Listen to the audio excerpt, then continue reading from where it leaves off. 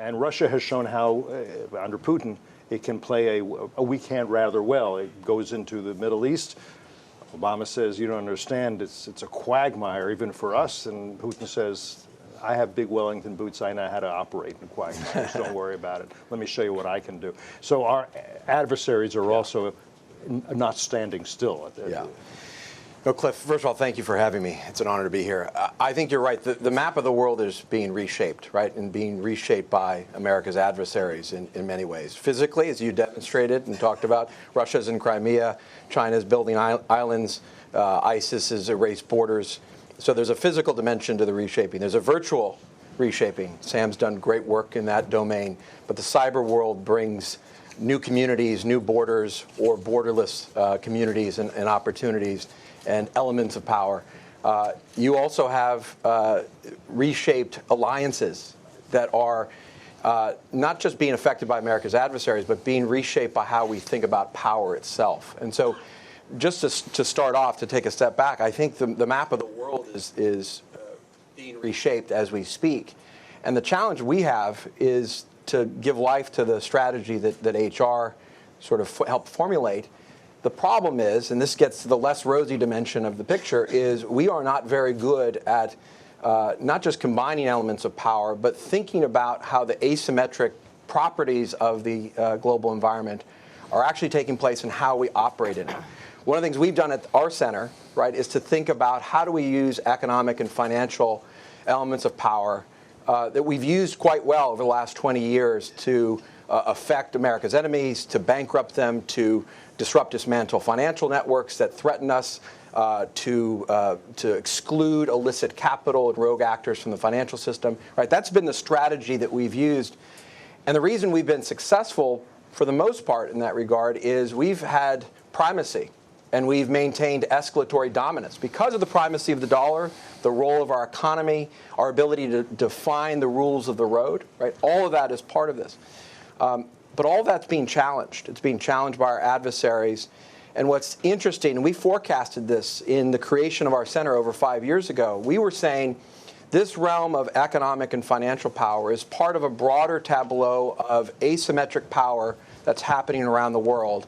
Our enemies are getting smarter, more nimble. They understand how to use the elements of the financial system. They're getting better at the use of cyber tools. They understand how to use kinetic activity, drone warfare, other things in ways that make us more vulnerable, not just the U.S., but our allies. And so we have to think aggressively about how do we use these powers properly, strategically, sustainably. So we do a lot of that work here. We think about how do we use sanctions, how do we use financial regulations to actually drive the exclusion of rogue actors from the system. Secondly, we think about the defensive strategies, because it's the Russians and the Chinese and even non-state actors that are thinking about how do they use their financial and economic resources to influence and to coerce and to shape environments. And so what does that defensive posture look like? And finally, one part of the strategy that hasn't been fully articulated yet is how do we use positive economic power and influence as a complement to what we're trying to do both defensively and offensively to reshape the environment. This has come up plainly when we talk about the competition with China in the One Belt, One Road context. How are we investing strategically? How are we promoting the kind of good behavior and alliances, both state and non-state, that we want to see? And so how we think about the use of our economic power, financial power, that of our allies, becomes a key part of it. And I still think we have not figured out as a country how do we stitch this together so that we can compete in an environment where our state adversaries are operating in this asymmetric domain. They're very much willing to ally with non-state actors and networks, the Russians with organized criminal networks, the Chinese using cyber activists and hackers, the Iranians using all forms of proxies to attack not only our interests but our allies' interests. We have yet to figure out how do we deal aggressively in an asymmetric environment where, in many cases, we have predominant power, and we just don't know quite how to use it. Samantha, when I go to you, and I can tell you have things you want to say, pick up on, anything you want to disagree, but I also want to emphasize the extent to which you've been instrumental in making clear the extent to which cyber weapons and cyber capabilities can impact our economic strength and our military strength, and which I don't think everybody has been aware of. This is not just about getting your personal information so that you can be, blackmailed online. This is way beyond that. Pick up from there. Yeah, so in 2015, we really started exploring the notion that we coined cyber-enabled economic warfare. Right? And that is the use by adversaries using cyber means to undermine key elements of our economy and our economic strength in order to weaken us strategically, weaken our military, weaken our ability to finance our military, weakening our innovation base to weaken our military and weaken our ability to project power strategically, because we were concerned that these episodes of cyber attacks that we saw, whether it was Iran against the banking industry in 2012, what North Korea did against a U.S. company, Sony Industries, and what they've been doing in South Korea for many, many years, what China and what Russia have been doing, were seen as episodic. Right? They were seen individually as acts of aggression, but they weren't being taken as these are parts of a campaign plan in large extent, as I said, to weaken our greatest source of power, which is our private sector. Right? We are only the #1 military in the world because we are the #1 economy in the world. Our innovation base is what drives our position in this world. So we had been focusing on it, writing about it, understanding what the adversary, and very, very different, how the adversary understands cyber-enabled economic warfare from a lens in Beijing, in Moscow, in Tehran, in Pyongyang, great reports that you can get online. And we were really heartened when this notion of cyber-enabled economic warfare, and called as such, was called out specifically in the 2017 National Security Strategy. It was really the first time ever that our country at the highest level understood that type of intersection of our economy and our vulnerabilities to our economy, and how that leads to vulnerabilities in the strategic sense. So here at FDD, in the Center for Cyber and Technology Innovation, we do two things.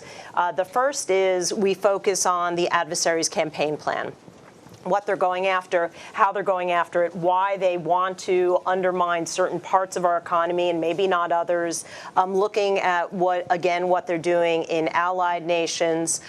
So that is the first part, kind of ringing the bell up on the Hill, ringing the bell in the executive branch, in DOD, in the Department of Energy, because grid resiliency and reliability is obviously critical for all of this, as well in the corporate sector. Right?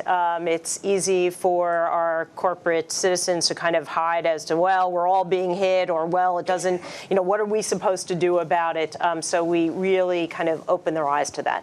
But the second is, we're living, I want to say, frighteningly, in maybe a pre-9/11 mindset, except where I look at it from, it is these cyber vulnerabilities. And so on the other part of the center, we look about how can we harden our defenses? Because as we get out there more, and Juan, as well as anybody understands, our use of sanctions, our use of Treasury's war, good call out, right? Thank you.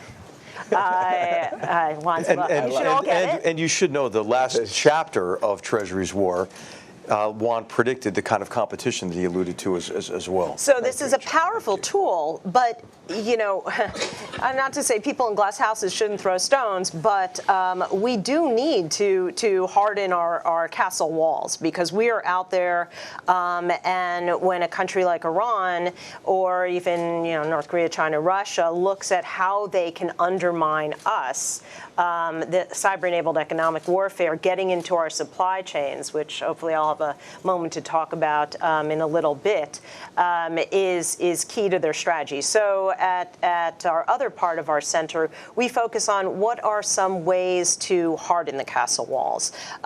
We partnered with Microsoft on a supply chain defense project for the Pentagon.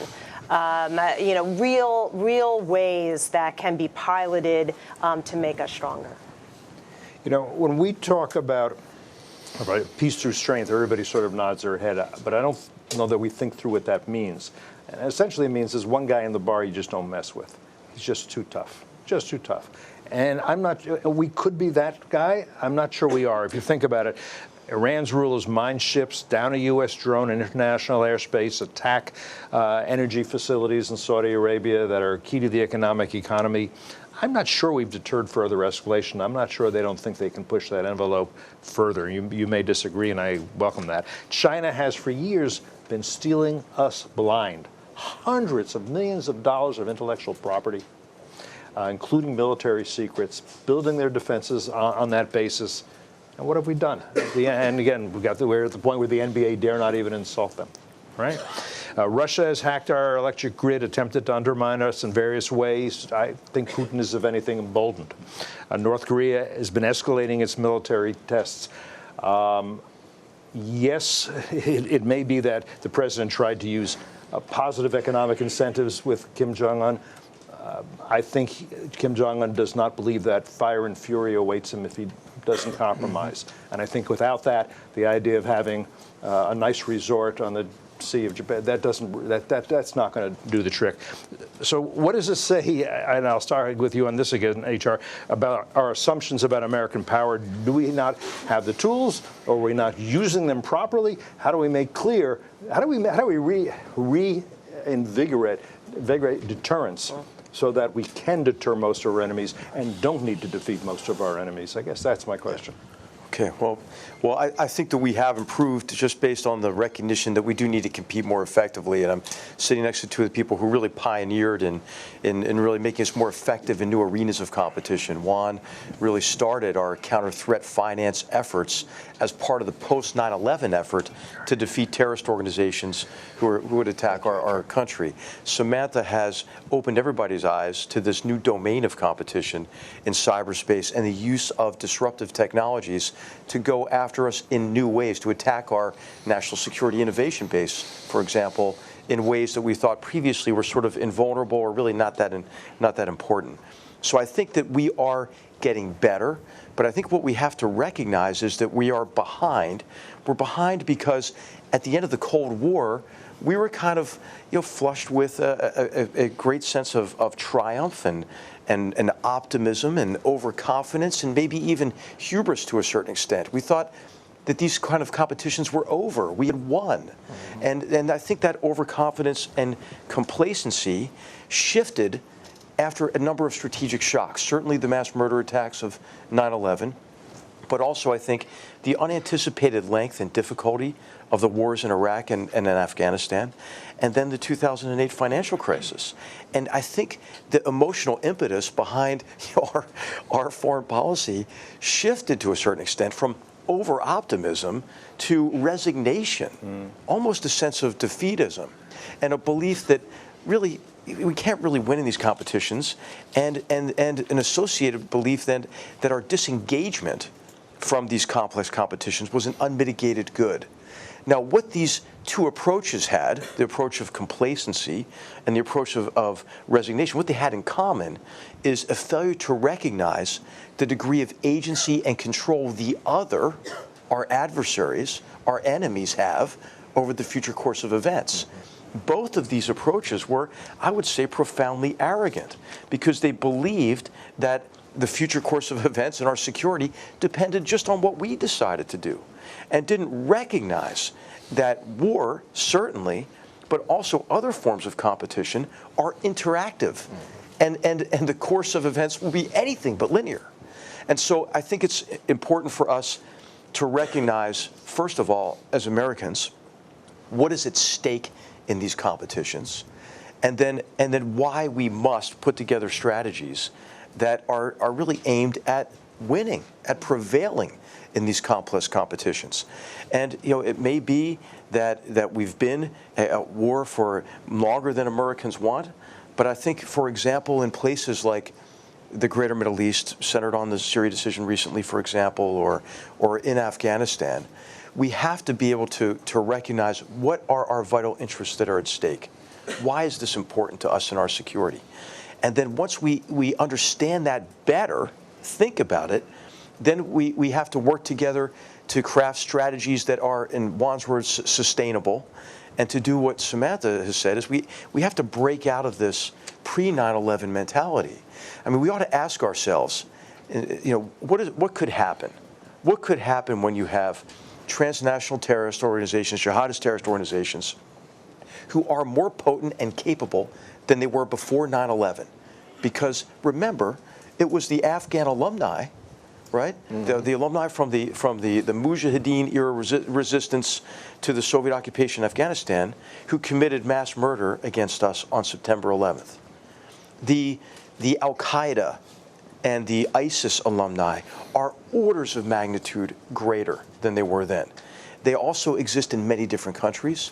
They have much more sophisticated means available to them, encrypted communications, different and much more effective ways of recruiting young, vulnerable people into their cause and radicalizing them, and this effect of really the democratization of destruction, in which they have access now to destructive capabilities previously associated only with nation states. So it's extremely dangerous. And when I think Americans ask the questions they ought to ask, hey, why the heck are we still in Afghanistan and Syria? One of the main reasons is that we cannot win this fight on the defensive at the water's edge. These are unscrupulous, ruthless people who want to commit mass murder of innocents as their principal tactic in a war against anyone who does not adhere to their perverted interpretation of Islam. And so the only way to really win this fight is to keep them worried more about their own safety, and then to isolate them from sources of strength and support, financially and otherwise, that you can only really do by working closely with partners in the region, and obviously partners who are actually bearing the greatest cost in these fights, and to have that access you need from an intelligence perspective, so you can apply all the tools, cyber tools, financial tools, economic tools, and military and diplomatic efforts to advance and protect our interests. I know it feels good to some people to think, well, let's just disengage from that and worry about ourselves. But of course, if we did that, we would become very vulnerable. And we ought to remember the tremendous human cost, financial cost as well, associated with a catastrophic attack like that occurred on 9/11. Let me just ask one quick follow-up on this.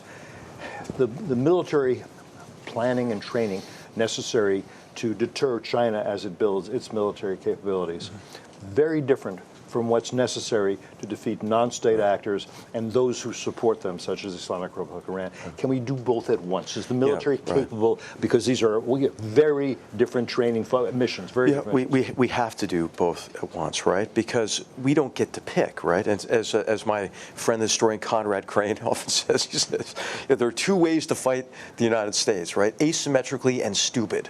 And you hope that your enemy picks stupid, but they're unlikely to do so. And so we have to be capable of integrating all elements of national power, and our military has to be capable at deterring state actors, and as well as trying to deter non-state actors. But these are people who are fighting based on this ideology that I think are in many ways undeterrable. Right. I think the way that we have to look at this is we have to be able to defeat these organizations by isolating them from sources of strength and support, which include physical, military, financial, psychological, and ideological, the ability to use communications and cyber capabilities. And so you can't defeat them if you don't fight them. And I think we have to maintain our own will, right? War is an extension of politics, as I was mentioning, but it's also a contest of wills. And we ought to examine, do we have the will to advance and protect our interests against this broad range of adversaries? On deterrence, just quickly, I would just say there are two fundamental ways to deter an enemy or a potential enemy. One is the threat of punitive action later. So that the costs are so high, they have to factor in decision making. They decide, well, maybe I won't commit this act of aggression. But the other is deterrence by denial, which means convincing your enemy that that enemy cannot accomplish his objectives through that action. And this is why Samantha is talking about building a wall of defense is also an important means of deterrence, as well as a range of offensive capabilities. And then, of course, to deter cyber actors, for example, We have to be able to apply capabilities outside of cyberspace. We shouldn't just think of this as a cyber-only competition. In our military now, the catchphrase, which some of us helped coin years ago, we hope it's more than a catchphrase, is multi-domain warfare, multi-domain operations. And in its essence, we've always had to do this, right? It's the ability to project power and influence across multiple domains, for the military, land, maritime, aerospace, but also cyberspace, economic and financial space. And I think that's how we ought to think about how we integrate our efforts to really to deter and, if necessary, defeat our adversaries. Samantha, you wanted to. Yeah, HR, and you mentioned, deterrence by punishment and deterrence by denial. It's some of the things that the Cyberspace Solarium Commission, that was written into the NDAA, I'm proud to be a member of that, up on the Hill is looking at how do we deter in today's world? How do we showcase our strength and power? Right, in a world where China steals our technology and then fields hypersonic, in a way that we can't even, get ahead of what they're doing. How do we showcase our ability to project power, our will to do so, the strength of our resiliency in a world where, a grid can be brought down? It's not the world of above-ground nuclear tests anymore, right, where everyone saw, wow, this is their capability, and if they had to, the Americans are going to use this. Right? Today, I think, is the 244th birthday of the Navy, showcasing Happy birthday. Happy birthday, Navy. Showcasing an aircraft carrier was a sure sign of strength, and I would put out there it still is. But how do we showcase our cyber strength, our willingness, to deter by punishment, and to showcase our resiliency? One of the things also at the center that we've been working on, I think it's kind of a groundbreaking idea we've put together, is continuity of the economy. Back in the Cold War, we had continuity of operations and continuity of government. In the event that there was an attack by the Soviets, that the Soviets actually knew we could get back up and running or never be brought down in the first place, and they would suffer the consequences. But as we talk about attacks on an economy, think about what would happen if there was a large-scale cyber attack against lots of different parts of our economy all at once, a grid, banks, healthcare system. How would we showcase in advance to the adversary, we're not going to be down for the count, and the next day you're going to feel our wrath, right? That is the ability to have the adversary understand our capabilities in a very clear and present way, as well as our will, is something we have to grapple with in today's world. Cliff, if I can just feed off of the brilliant comments here from both HR and Sam, I think we've discounted heavily the reality that the cornerstone of power is the perception of power, right? And we can't be in all places at all times. We can't take maximalist action against all enemies. We don't want to. We can't. There are only some demands and certain demands we can make of our allies. So there are limits to what you can actually do in pre-conflict and in conflict, however you define that. So I think we have not tended to this idea that the perception of power is the essence, not just of deterrence, but of power itself. The ability to not act and to have the environment shaped the way that we want, to have American values and interests met by the sheer fact that people understand, as Sam was saying, what it is that the U.S. can do, what we want to see happen, et cetera. So I think there's been a huge discounting. I think,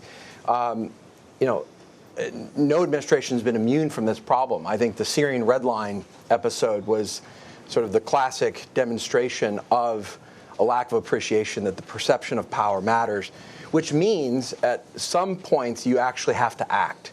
You actually have to bite at some point in order to give life and meaning to both the perception of that power and to what the consequences may be. We've got to pick our battles, of course.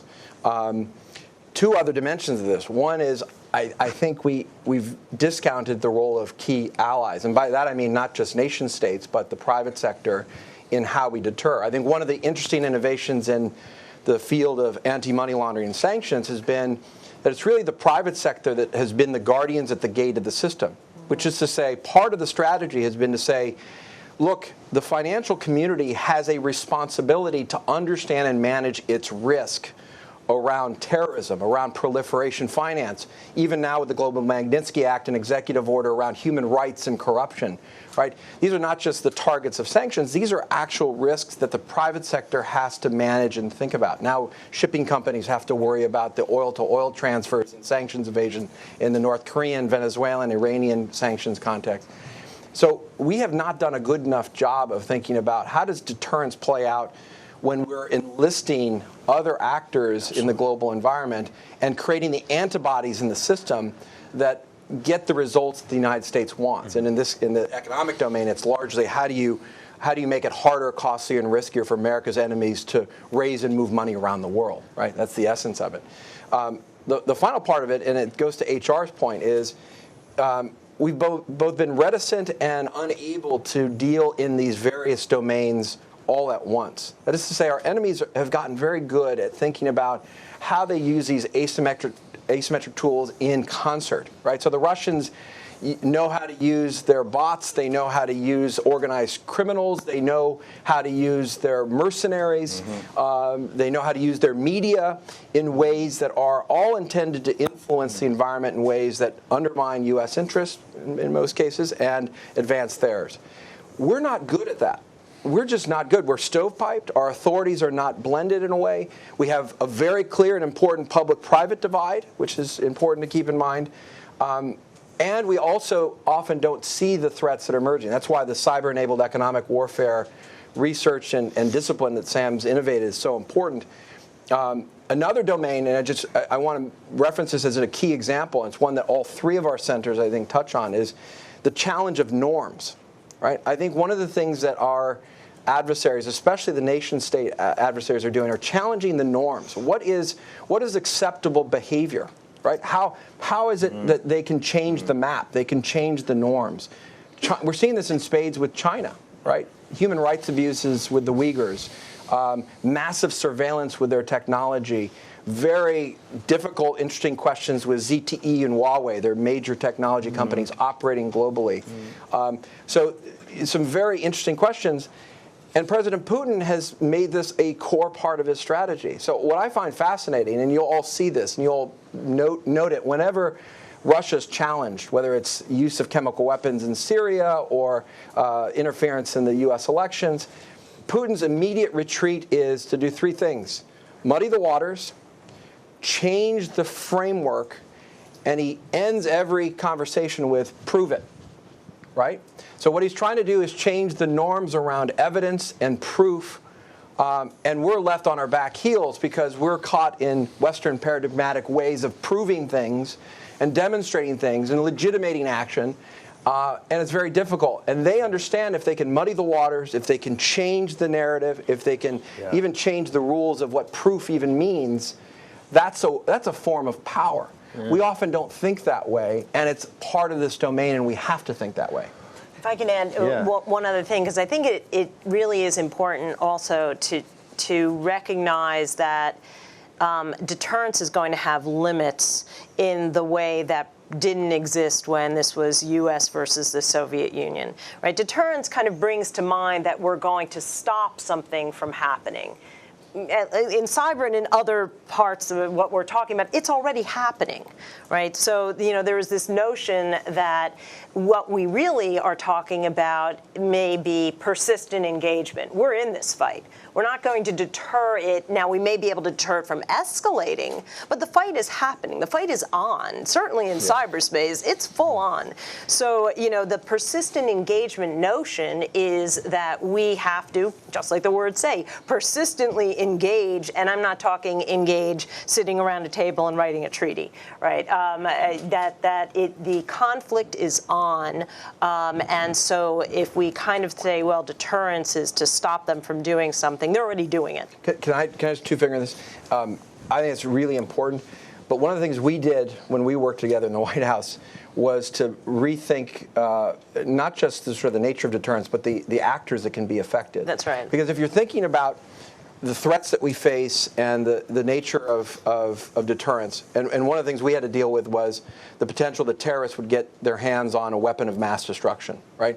How do you deter that, right? And to HR's point, some of these actors are undeterrable. They're going to act. They have apocalyptic views, right? So that's fine. But if you pull the lens back and you open the aperture, there's an entire supply chain and an entire enabling network that would allow that to happen, right? So it's not just the trigger puller, it's not just the bomb thrower, it's not just the soldier with an AK-47 that you have to deter, or even the Kremlin or Beijing. It's the facilitators along the business chain, the supply chain, that actually can impact what happens. And so that affected the way we thought about WMD terrorism deterrence. It led to a very different kind of declaratory policy that President Bush issued. Also, so not terrorist financing, but also the Proliferation Security Initiative. Exactly. All right, that shippers, scientists, bankers, deep pocket donors, right? There's an entire supply chain that would enable a terrorist group to actually develop or get their hands on a nuclear device or a radiological device, right? So it's opening the aperture to say, look, you're not just trying to deter one type of actor, it's an entire system or network that you try to impact. HR, I know you had a point on that. No, I was just going to say, I think this is really what the FDD has done with these three centers, is to think about security much more broadly, but to do so in a way that provides kind of the focus and the impetus for real policy change. I mean, I know across my career, I drew on the great work here. Now it's wonderful to be part of it. And I thought I'd just make one point that's relevant to both Samantha and Juan's points as well. You know, we have cyber-enabled economic warfare, but we also have cyber-enabled information warfare. And this is how Russia in particular, but many others are operating against us in an effort to polarize America's polity and pit us against each other in a way that diminishes our confidence and our will so that we're not effective at competing against them. And, you know, I mean, we take the bait a lot on this, unfortunately, and we become divided over issues that we ought to be able to agree on. And I think especially in what FDD has taken on with these three centers, we ought to have, obviously, a preponderance of areas of agreement that would allow us to work together as Americans to bolster our confidence, our confidence in who we are as a people, in our democratic principles and institutions and in processes, and confidence in a foreign policy that we can execute in a sustainable and consistent way over time. Because Juan said, you know, that it's our will, right? It's our perception of power is important. And I think that we are losing a bit now because of perceived inconsistency and therefore unreliability. And as a result, what happens is like-minded partners whose interests really align with yours, they start to hedge. They start to say, look, can I rely on the United States? And maybe if I can't, maybe I've got to make sure I don't burn my bridge with Russia, and maybe I do need to buy some S-400s from them, and maybe I do need to give them a little bit more free rein in Syria in exchange for their promise to diminish Iranian influence there, which is a lie. You know, I mean, so you have the perception, as Juan noticed, I think it's a great example. I think there's a direct line between the unenforced red line in Syria and the annexation of Crimea, the invasion of Ukraine, and potentially even the reclamation efforts in the South China Sea. I mean, I think those are related. So how are the decisions we're making today, how are they affecting the perception, right, of American power? And in particular, I would just highlight, again, the word consistency and reliability, you know, over time, and how we're perceived by like-minded partners. I'm going to ask a question I think is important, but I ask you to be brief on this, but I do want to get it in because then I want to ask another question, and then I'll go to the audience. And the question is this. You've all been involved in what's called the interagency process. You have tried to run the interagency process. You know how challenging that is. Now, what you're talking about here, making the case for here, I think most of us are agreeing, is a need for a more coordinated cross-domain effort of the use of American military power, cyber power, economic power.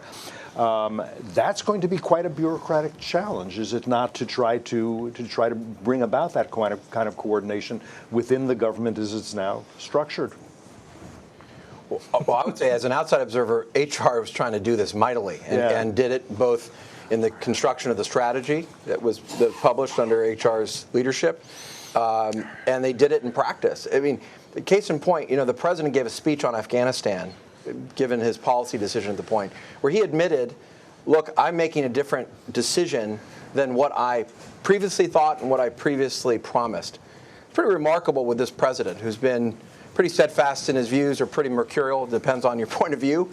But, I think HR was trying mightily. I think the real challenge is less can you get the Department of Commerce and Energy and Treasury in the Situation Room. That we can do.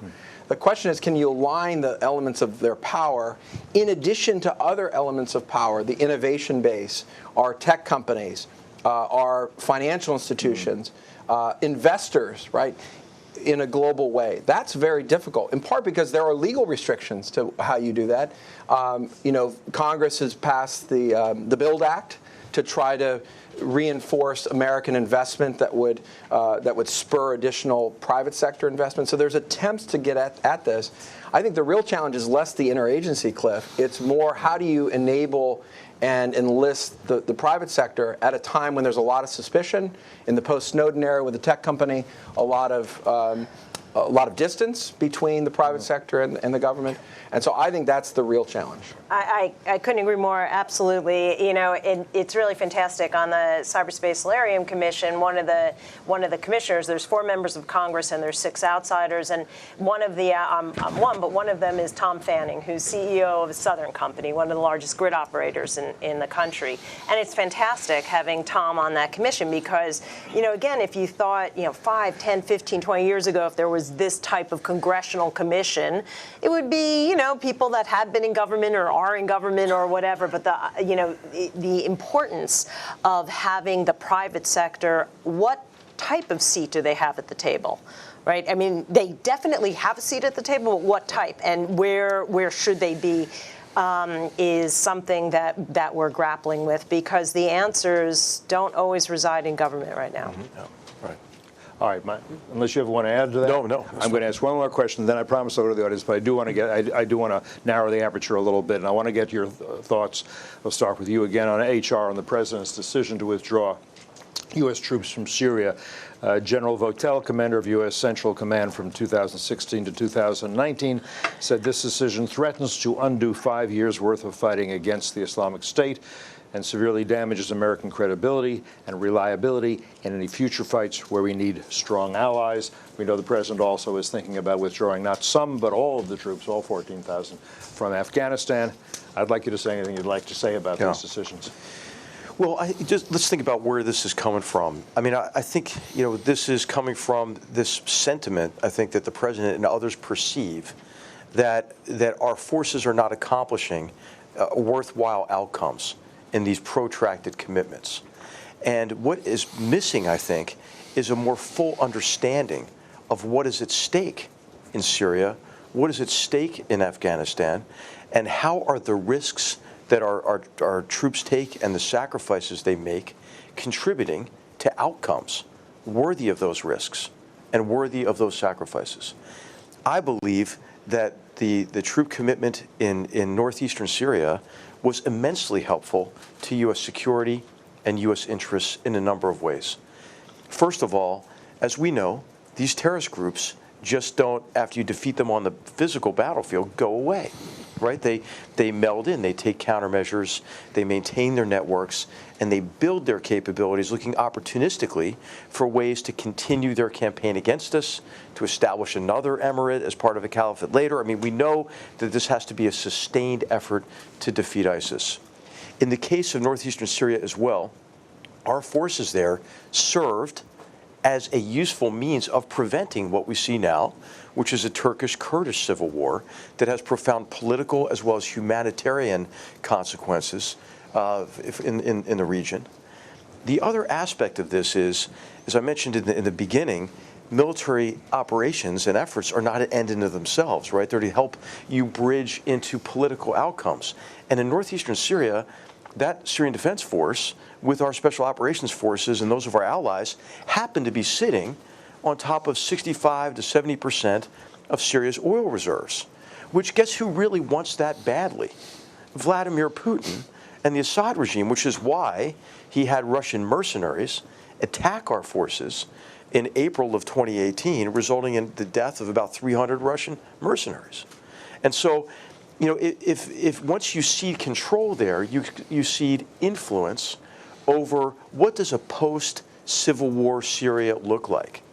Does it keep a murderer in power who has created a humanitarian and political catastrophe in the greater Middle East and has enabled Iran in their effort to perpetuate a sectarian civil war, create a bridge to Israel and place a proxy army on the border of Israel? I mean, how can that be good? And then does it guarantee Russia's interest in a post-Civil War Syria? So what's unfortunate, I think, about the decision is I think a lot of people who may have been talking to the president himself, may not have focused maybe on the importance of that force in connection with defeating a terrorist organization, but also having the influence necessary to ultimately help end this catastrophe across the greater Middle East, associated with this broader sectarian civil war as it's playing out to still a certain extent in Iraq. And so I think what we have in the Middle East now is a potential maybe for four or so simultaneous crises, right? We see one happening now, which is a Kurdish-Turkish conflict. Another could be an intensification of the Syrian civil war. We saw how the United States and others exerted influence around Idlib, so there wouldn't be another Aleppo that would happen. But whenever you think, hey, it couldn't get worse in the Middle East, guess what? It really could. So there could be an intensification there, and a destabilization of Iraq, and who knows how that would play? What are the Sudarists going to do? And how does Iran see these protests, and what more will they do as they've been trying to really affect state capture in Iraq? And you have the continued effort on the part of the Iranians to seed their network of proxies with more and more lethal and capable weapons that are aimed at who, really, principally? Israel, right? And so I think Israel is in a relatively dangerous position. It always is, but I think maybe even more than usual. And then, of course, you have Iran, who has been engaged in a proxy war against us since 1979. Samantha made the great point. We have to stop looking at each of these events, the cyber events you mentioned, as discrete events, right? Look at what everything Iran is doing now. There's a precedent for, right? They've committed mass murder against us in our facilities and French facilities in 1983 in Lebanon, and Khobar Towers in 96. The attack on the Saudi Arabian oil infrastructure, hey, that looks a little bit like Operation Hajj in 1988, I think it was, with new capabilities. Mm-hmm. They've mined the Bab el-Mandeb and the Gulf before. They've used ship-to-shore missiles. They've been firing missiles into now UAE and Saudi Arabia. I mean, they've connected cyber attacks against our banking systems. I mean, we have to look at the Middle East and understand that we do have vital interests at stake. There are some who are arguing these days, hey, we make a lot of our own oil these days. It's not that important anymore. Well, the Middle East is important for a number of other reasons as well. Principal among them, I think, is that the perpetuation of the sectarian civil war also perpetuates and expands the threat from jihadist terrorists, as well as empowers Iran, who really does have hegemonic designs on the region. I mean, we ought to read what they say, right? What the other says about us and what they want to achieve. And they really do believe this really strange blend of Twelver Shiism and Marxism. I mean, and so I think oftentimes we tend to discount the ideological and emotional dimensions of what motivates our enemies, because it doesn't make sense to us. Like, we tend to mirror image. Like, well, why would they do that? It doesn't make sense, for the IRGC to conduct another attack. Well, it's like the Geico commercial, right? When you're the IRGC, it's what you do. It's what you do. You conduct those attacks against us. But I think that there are these four potential, really crises that could happen near simultaneously in the Middle East, and I think our troops here in the Northeast at least, was helping against two of those. you want to add anything to that? Can I just want to foot stomp everything HR said. Just 3 quick thoughts, and I promise, Cliff, I'll be quick. That's it. First is, even if you agree with the decision we shouldn't be there, we should get troops out, you've got to use our leverage to get other things, right? You know, the president's a deal maker. Use our withdrawal to get other things that we may need. And so, you know, my mom's Cuban, my sister's here, I'm very proud to have her here. She would often say, no es el qué, es el cómo. It's not the what, it's the how. So even if you think we shouldn't be there, we shouldn't be in the middle of this mess, you know, get something out of it. Don't make it so transactional that you lose the strategic impact of even the withdrawal. Right? That's what I'm saying. 2, it does send the signals around the world, and to HR's point, everything we do in one part of the world is watched and witnessed by everyone else, right? Adversaries, friends, you know, competitors alike. So what we're doing here to, in essence, lift the security veil with respect to those that have fought with us on the ground, have fought ISIS, have retaken Raqqa, is going to resound around the world to say, can we trust American promises, American security, and American military power? And the answer today is probably no, right? That's what people are reading into it. The third dimension of this, which is longer term, and it goes to kind of HR's work with his center, is what's our military posture? We're kind of caught in this all or nothing thing. You know, we should bring all the troops home, or not, right? We should be policemen of the world. You know, there's a middle ground there, right? We have 1,000 troops having strategic impact in the region. If you listen to the troops, they're not happy about withdrawing. They see their important mission. You know, the troops in West Africa attacking ISIS and enabling our allies to actually be better to fight on their own, that's enabling, right? So we have to rethink how we even conceive of our military posture to do what HR said, which is to enable our friends and allies and other elements of power so that we can shape environments, not be absent from them. Okay, let's go to questions. Please identify yourselves. Brad, go ahead. I know who you are, but identify yourself for everyone else here. Great. Thank you, Cliff. Thanks to all of you for really important insights. I'm Brad Bowman with FDD's Center on Military and Political Power. General McMaster, sir, thank you for your leadership of CMPP. As you know, Turkey acquired the S-400 air defense system from Russia. The administration has moved to remove Turkey from the F-35 program. Sir, I'm interested in your thoughts, whether you believe it's time, particularly at this moment, to impose CAATSA sanctions on Turkey for its acquisition of the S-400. Well, thanks, Brad. And I'll ask for colleagues here to comment about this as well. I think it's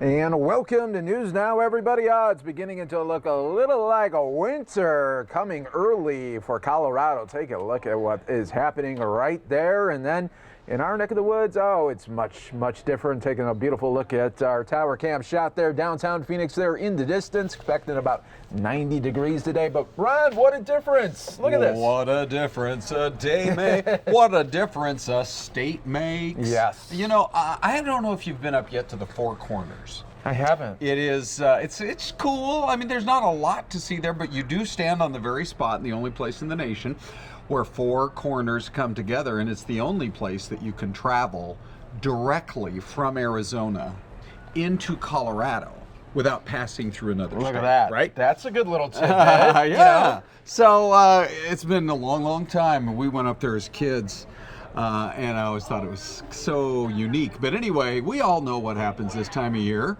We start to get the beautiful weather in the desert, and you don't have to go too far away to see how rough it is in other parts of the country. Right. Yeah. This is. I'd like to say we're about another 2 weeks, 3 weeks. Yes. Until we're going to get the phone calls from the loved ones, the family members, the friends, Right. saying, Oh. "Hey, what are you doing in a couple of weeks?" I'm telling you, it's coming. This poor guy from Chicago. They're It's like coming. you need to actually set up a separate phone line. Yeah. Just for friends and relatives. That's Just true. call and start making their appointment. I'll tell you what you do.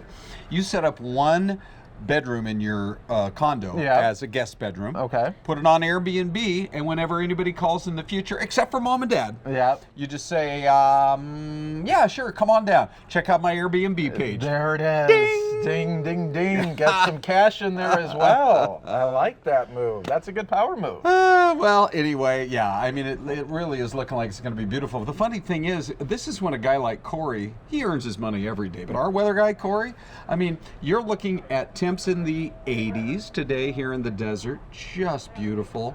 But you go up north, and there are places, what did we say? I think Window Rock is going to be about 20 below freezing, meaning 32 is freezing. So they're going to be like in the 12 to 14 to 16 range tonight. I mean, it's going to be cold. The same for the Grand Canyon. Flagstaff's going to be well under freezing. So all of a sudden, the weather this time of year it's so different in different parts of our state. It really is. Yeah. Yep, it is. And so as the day changes, the weather changes, so does the news of the day, doesn't it? Live look at the White House. And Ron, yesterday it was really something to see when President Trump, he did this executive orders on these two topics that were really unrelated to a lot of the discussion that was the news of the day. But then he does 40 minutes, Ron, of a news conference at the White House. Yeah. And a lot of it, obviously, about the inquiry of the Yes. impeachment as well, Right. but also talking about Syria as well. Okay. So it's really interesting because of this latest Fox poll that comes out. And, the President Trump has gone after Fox a few times. Let's There it look at is that right swipe there. right here. We'll All right. pause that for you.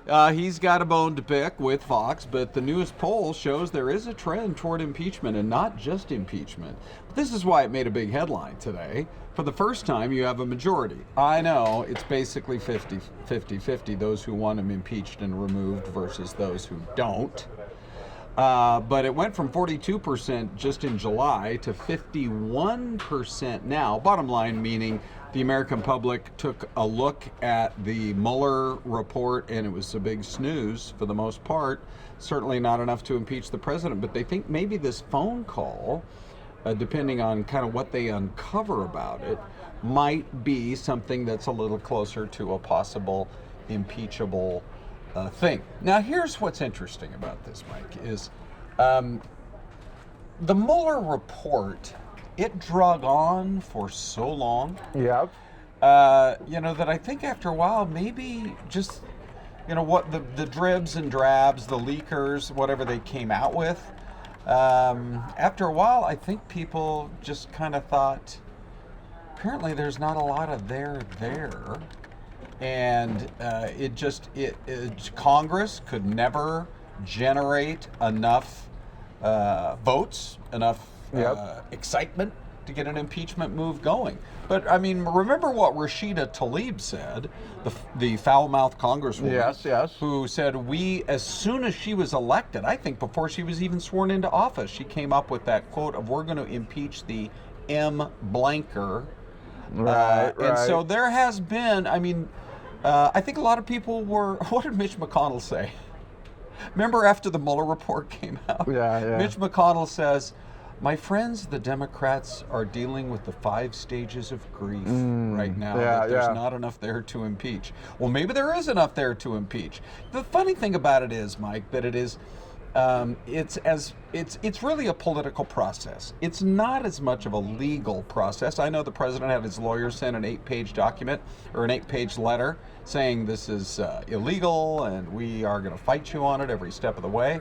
But in the end, even if it were to go through the courts and you fight over this point or that point, if enough Democrats vote to impeach in the House and enough Democrats and Republicans vote to convict in the Senate, whether it's in the president's eyes, whether it's legal or not, he would then become the first president of the United States history to be actually removed as a result of impeachment. Right, right. But as of right now, it seems like it would be a far stretch right now to have it in the Senate. Oh, there's Lindsey no Graham doubt. Yeah. put that letter to Nancy Pelosi the other day, say that if you go down this road, the Republicans will not be voting for it. Yeah. And McConnell's even put TV ads out there saying, you know, we're going to stand against this. The president yesterday, the big headline was he's basically decided to declare all-out war. So that's why it's going to be so interesting, Mike. Just so you guys all know at home, at about 12:30 this afternoon, not here on TV, not on Channel 45 or Cable Channel 9, but on our News Now streaming service, we're expecting comments from the president as he gets ready to leave for Minneapolis. When he has his rally tonight, which a lot of his advisors think he's really at his best. You know, when he's just out there kind of having fun with, I don't know if you want to call going through an impeachment proceeding fun. Yeah, sure. But when he's kind of having fun with the audience, he's going to be testing out various lines and see how the crowd reacts to it. And he's gearing up for a full-on fight against, quote, the swamp when it comes to what I think he may have felt all along was an effort to try to get him out of office. So what will he say tonight? What kind of direction will he go? He's probably going to be pretty feisty about it, I would bet. Yeah, this might be one of the rallies where it might go longer, I feel like, than 90 minutes today. Usually, usually it goes that hour 20, 90 minutes, but I think he's just going to be so fired up from what has happened in this last couple of weeks, from the call to this whistleblower and everything that seems like it in between. Yeah. No, you know, we talked about it earlier in the week. It's a unique approach for sure. Bill Clinton basically, you know, kind of didn't run away from it, but tried to make the argument, hey, it's all about sex. And so since that was the underlying part of what he had lied about, was sex with Monica Lewinsky, that, you know, the public took a look at it and said, okay, so you have a lie here, but it's about sex. We're kind of with him. We don't think it's that big of a deal.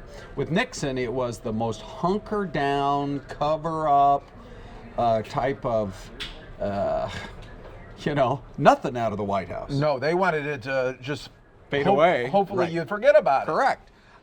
In this case, it's going to be a full-on fight that probably, believe it or not, spills into 2020. And Mike, could you even imagine a scenario where he's impeached, say, 3 days before the Iowa caucuses, you know, or the night before the vote in New Hampshire? I mean, it literally could go to that extent. And so we've never had a scenario kind of like that, as people are actively voting in the presidential process. Sure. To have something like that underway. But do you think that the Democrats that are running for the presidency, would they want that to be happening during these big primaries where they need the media attention? They want it, where it feel like they would almost be like second fiddle. It really is sucking all the oxygen out of the room. And I would think, especially, Mike, if you're in the big three, we all know who they are. Yeah. If you're in the big three, it's probably not bothering you that much. Joe Biden doesn't still even seem to be hurt by the Hunter Biden allegations. And a lot of questions have been raised. Well, what exactly, was it pure coincidence that at the time that Joe Biden was vice president, that his son serves on the board of, who had a big write-through on that last night? I was reading it. It's actually very interesting. And still a lot of questions about, well, what was Hunter Biden's experience in the oil and natural gas fields? Does he speak Ukrainian? I mean, if he's on the board of this Ukrainian company, I don't know whether or not he's fluent. I mean, there's just a lot of questions about the at least appearance of impropriety. But that part of the story is not gaining traction. The part of the story that's gaining traction is whether or not a president is on the verge of being impeached. Right. Yeah. And I think a lot of people want to know, will we ever see this whistleblower in a House hearing, in open session? Yeah. I actually think, believe it or not, no. because that's the charging mechanism, right? I mean, you're a prosecutor in a local case, you make the decision, I'm going to charge this person. Right. So the House takes that role on, and as serious and dramatic as it is, it's the charging.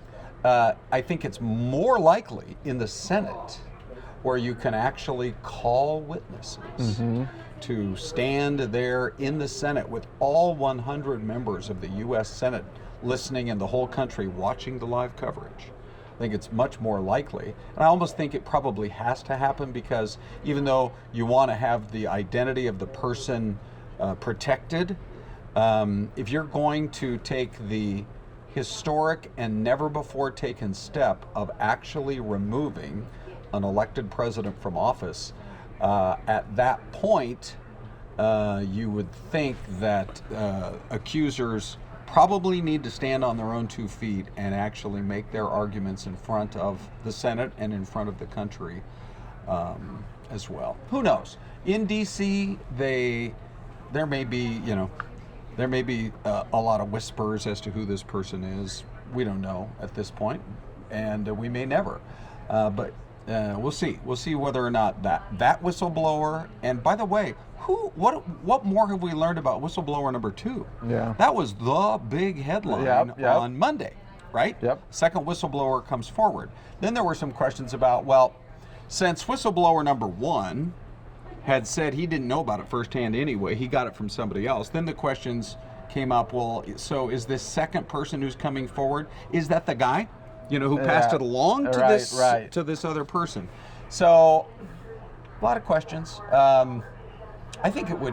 What about this as a scenario, Mike? Okay. What about the Senate, and I could even see this happening, what about the Senate saying, we have to hear from the whistleblower, his identity is still very well shrouded in secrecy here in Washington, so we're going to bring him in and we're going to turn the cameras down, just for the length of time that he's going to testify and speak to us in the Senate, because we have to hear from him firsthand. Yeah.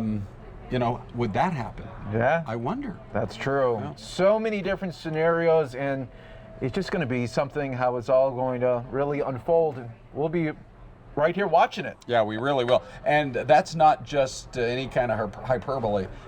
The odds are looking stronger pretty much by the week that the House is going to impeach. Yes. So we know that first step most likely is going to happen.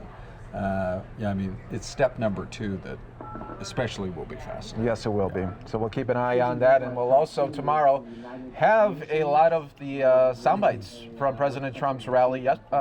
See, that's the beauty of news now. Yep, we'll have that. I mean, you can roll on that and play a bunch of highlights so that, if you're right and this thing lasts an hour and a half, 2 hours. Could you imagine? Yeah.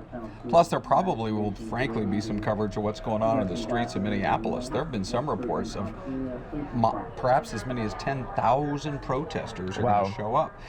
Minnesota's such a fascinating state. The president does very well outside of the Twin Cities. Sure. In the more rural and suburban areas. And yet there is a real strong base of blue-leaning voters inside Minneapolis and St. Paul.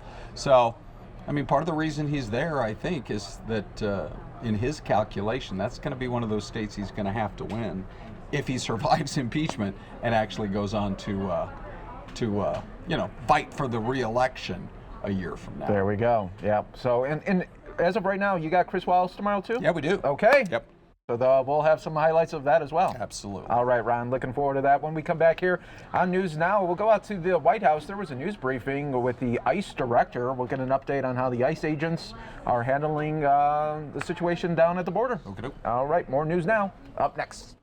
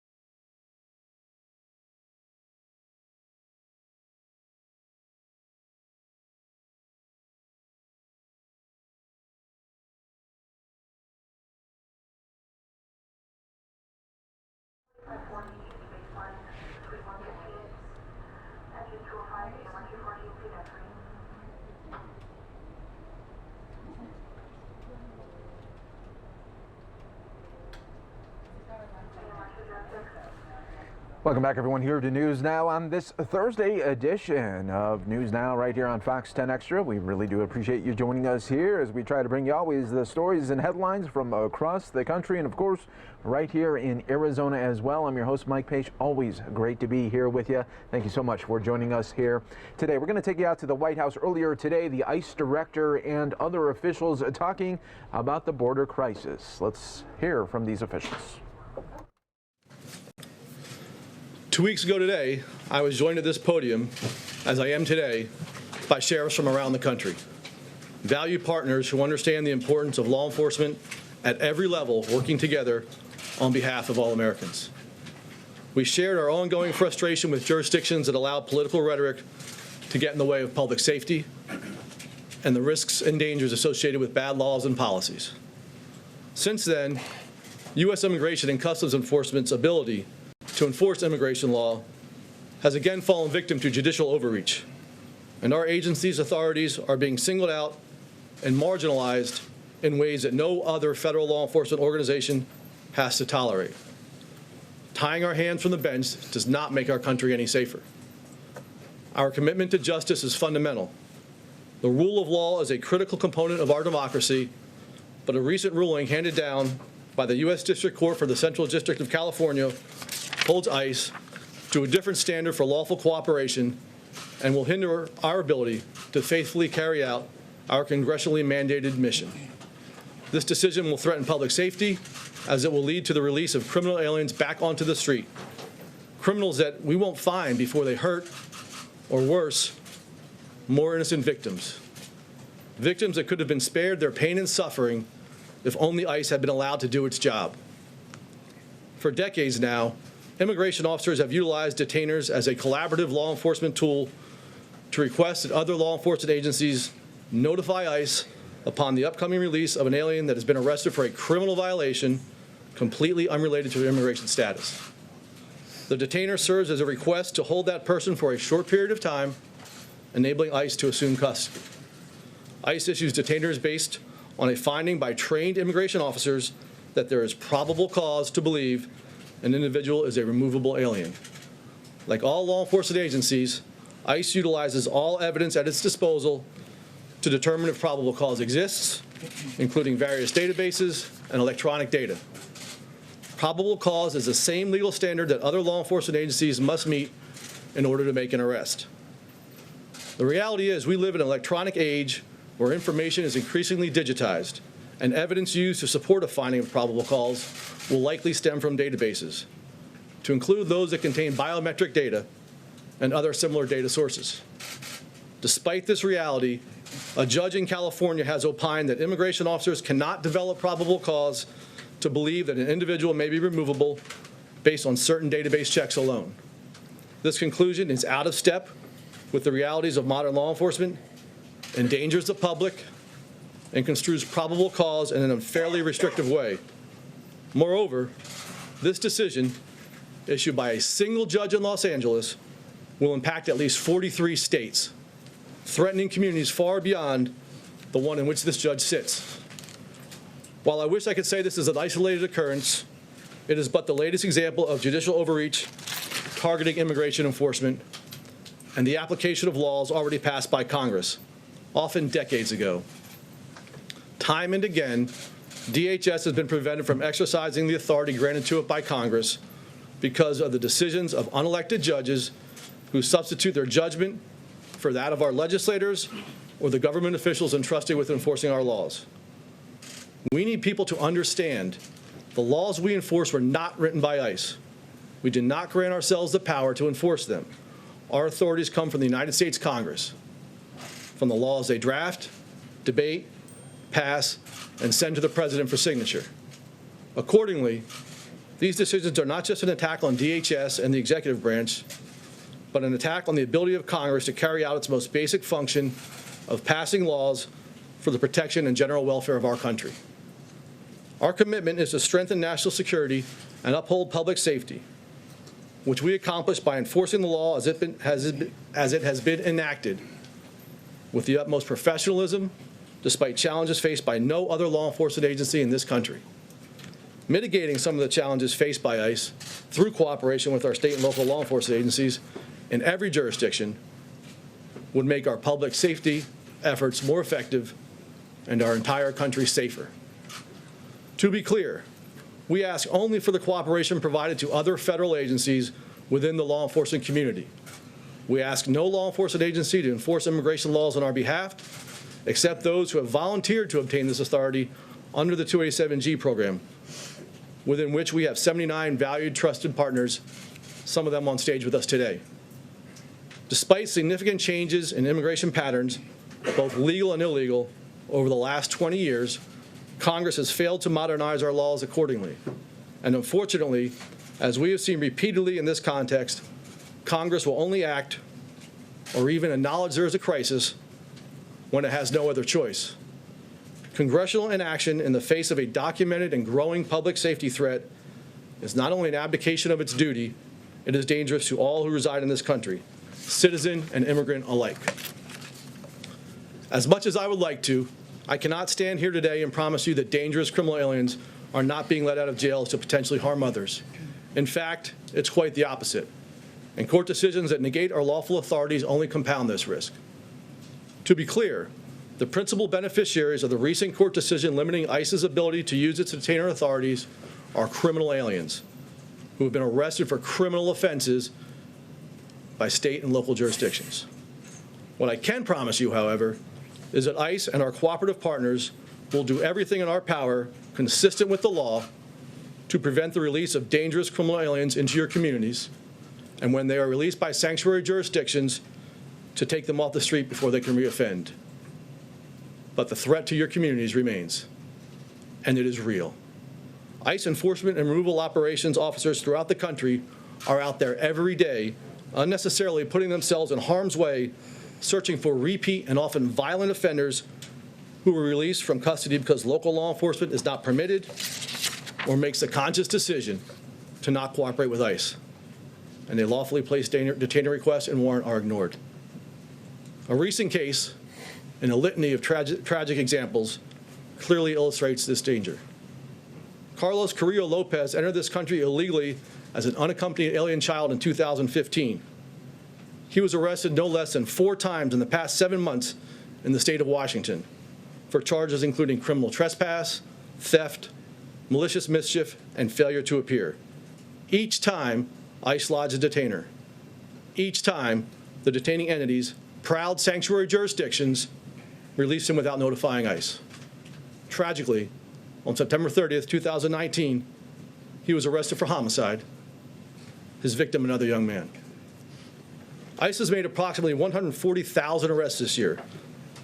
About 75% of those arrests came from ICE working with the jails and prisons. The other 25% are made by ICE's at-large teams. It is critically important work, but it takes a lot more time and resources to make those arrests, and a much greater risk to our officers, the public, and the subjects themselves, when we could have apprehended those criminal aliens from the safe confines of a jail upon their release. Moreover, ICE's ability to conduct this at-large enforcement has been increasingly crippled by Congress's failure to provide sufficient additional funding for detention beds, transportation, ICE officers and agents, and attorneys. Unfortunately, ICE is seeing its efforts to protect this country undermined by more than just certain courts. Just last week, the New Jersey Attorney General took another step to undercut how individual sheriffs are working directly with ICE. We have 2 partners in our 287G program in New Jersey, where we have designated and trained local jail officers who work under ICE supervision to identify criminal aliens in their custody. These partnerships are vital to our success. They give ICE the operational flexibility to use resources that would otherwise be assigned to those jails and to be redeployed to target dangerous, at-large criminal aliens, many from neighboring jurisdictions who fail to provide such cooperation. These sheriffs in Monmouth and Cape May counties, elected by their constituents to perform their duties in a manner that reflected their desires, had established a great working relationship with ICE. But the state attorney general thinks he knows better what's for those communities than the people within them. I don't understand how an attorney general, the chief law enforcement officer of the state, tells other law enforcement officers under his command to ignore the law. Perhaps he made a few friends in the State House and the governor's office, but he surely did nothing to put the citizens of New Jersey at greater risk. Excuse me, he surely did nothing but put the citizens of New Jersey at greater risk. The oath of office taken by the men and women of ICE means something to us, which is why we will adapt like we always do, why we will persevere like we always do, why we'll continue to put our lives on the line to protect the American public, despite the best efforts of those who would like to see no enforcement or open borders. But make no mistake, rulings from any individual federal court sitting in a single judicial district but purporting to cripple ICE authorities on a nationwide basis puts people at risk. Innocent victims whose lives will be forever changed for the worse all across our great country. And we could have stopped it. There are more than 3,000 sheriffs in this country, and the vast majority of them see the benefit in working with ICE, honoring our request to hold someone, or even something as simple as notifying us before criminal aliens are released. We've done this for decades because it is good policy and it is even better public safety. I'll take a few questions, but first I want to introduce Sheriff Wayburn from Tarrant County, Texas, to make a few remarks. Thank you, Matt. It's an honor to be here, especially standing with our brothers and sisters in immigration and enforcement, along with my fellow sheriffs. And let me just be clear about this, is that the narrative of trying to go after ICE and immigrations is very much like the narrative that was used against our Vietnam returning soldiers. They're eviscerating honorable people doing noble things, standing on the wall between good and evil for you and me. And if these people want to change things, Capitol Hill's down the street. And that's where they're changed at. They're not the policymakers. And people often get confused with that. But drilling down just a little bit, in Tarrant County, Texas, it's the 15th largest county in the nation, this morning we had 4,200 inmates. Out of that, 7% were illegal aliens, and they were being held for such offenses as murder, sexual assault of children. There was about 70 of them. And there were robbers in there and kidnappers and people who committed arson and people who were DWI. And out of that, you think about that, if we return them with this radical ruling out of California where you have a federal judge making law for the nation or attempting to, it will put our communities in jeopardy. Of those people that we have in custody, we know for a fact that 72% of them are repeat offenders. So if we have to turn them loose or they get released, they're coming back to your neighborhood and my neighborhood. These drunks will run over your children and they will run over my children. And if that happens, I know that you will want, and certainly I would want for you, the full force of the law. And immigration is part of that full force. These people have come into the country illegally.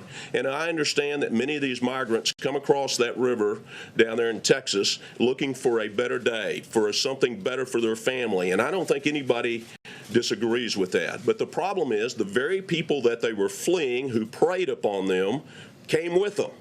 And that's who we're trying to initially eliminate out of our country.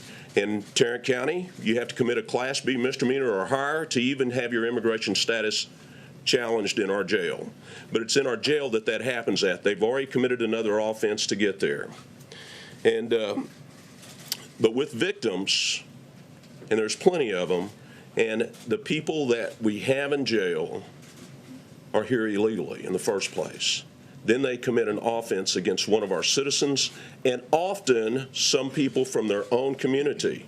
For instance, aggravated sexual assault on children are not children who are legally here. They're their children that are here illegally. And fortunately, those people are crying out, and we're taking care of them and treating them as victims. We work with ICE on those things, and they're not deported. We don't even ask them their immigration status. We make sure that we can prosecute these people to the full extent of the law. And once again, that full extent includes their immigration status. And as in Texas, as the director said, we take an oath of office down there. It says we will defend the Constitution. We will uphold the federal laws. And anything less than that, such as the Attorney General of New Jersey, I think he forsakes his oath. Thank you. Excuse me, I'm going to have Assistant Director Gonzalez speak briefly, and then I'll answer your questions. Thank you. Thank you, Director. Good morning. It's an honor to be here today representing the men and women of U.S. Immigration and Customs Enforcement. First off, I want to say I've been with ICE since it was created, and prior to that, I was with Immigration and Naturalization Service. So I've been in public service over 20 years, and I've served in many administrations. I also helped lead the Victims of Immigration Crime Engagement Office, a very important office where we're helping victims who've been impacted by crimes committed by individuals with a nexus to immigration. I've had to hold the hand of too many mothers who've lost a child to a DUI, or somebody else who's been raped by an illegal alien or someone with a nexus to immigration. It is a problem. It is a problem we cannot ignore as a country. We have the sovereign responsibility to protect our borders. And the fact of the matter is, while crime happens in America, these people weren't supposed to be here in the first place unlawfully in many of these cases. So many of these people violated immigration law and then subsequently went and killed others. It is a problem, and it is one that should not be partisan. We have people that are being victimized, and not just Americans being victimized. Other people from other countries as well that are here lawfully, and also individuals that may be here unlawfully, as the sheriff said, are being victimized, are being raped, are being abused. So I really want to impart the importance of this conversation, that public safety needs to come before any political rhetoric. And this is about public safety. And really, I think that everybody needs to have this conversation where, sure, crime happens, but these crimes were preventable because many of these individuals shouldn't have been here in the country in the first place. So I just wanted to share that with you. Thank you. Thank you, Barb. Sir. Is there a new approach or a new outreach that you all might consider, just because it seems like this thing is going the wrong direction on you? You got the probable cause case out on the West Coast. You got this GitHub contract controversy going. DC Council here right in town just voted essentially to go the other way from what you've been advocating. Is there a new approach you can try? So this is part of that new approach, but frankly, we liaise with these jurisdictions continually. Our field office directors, our special agents in charge have relationships in these jurisdictions. I think, as I mentioned last time I was up here, Secretary Johnson himself went to New York City, went to Chicago multiple times trying to get these jurisdictions to cooperate with us. This is not a new problem. This is not a problem limited to one administration. This is a problem in which politics and people are using politics and putting it ahead of public safety. Why doesn't the D.C. City Council try to figure out a way to help us to get these criminals out? If everybody's complaining about resources and they don't have enough cops to work the area, one of the easiest way, as the Sheriff at Weyburn mentioned, a lot of these are recidivist offenders. We know out of California, out of one cohort that we've been tracking, 46% of these individuals are repeat offenders. So it's these jurisdictions that are continually dealing with the crime problems created by these individuals. It seems perfectly logical to find a way, if they are here unlawfully, to assist us to get them out of those communities. But there's no middle ground, right? I mean, there's got to be something. What's the middle ground for public safety? How safe? Do we want to be somewhat safe, or do we want to be as safe as possible? I don't think there's a middle ground for public safety. Negotiate or anything. Ma'am. Yes. What do you attribute the spike in illegal crossings to that ended in the fiscal year of this year? I mean, this is something that we've spoken about a significant amount. I'll answer it briefly because I really want to stay on the topic, but we've talked about, what we're talking about here is public safety. We're talking about criminal aliens that are people that are here illegally already, then getting engaged in other criminal activity. The spike with regard to crossings is we've documented very well the fact that Congress has failed to act to fix the Flores loophole, to fix the TVPRA, those pull factors which allow people to come to this country, present as a family or as a UAC, and us having no ability to detain those individuals during the pendency of their immigration process, and thus having them be released. It's all about the release. The goal of these people that are coming here illegally is to get into the country and to be released. But haven't you stepped up measures? Sorry, haven't you stepped up measures though with personnel as well as surveillance and things of that nature to help prevent or to push back those who are coming across the So border? again, we've under this administration, we've created a lot of programs, and as you've seen the numbers, they've gone down somewhat over the past several months. We're still not out of the crisis, but the Migrant Protection Protocols program, the IFR with regard to safe third countries, the 71 miles of new wall that's been built, I would love to put more resources to it. And this is one of the problems with this issue,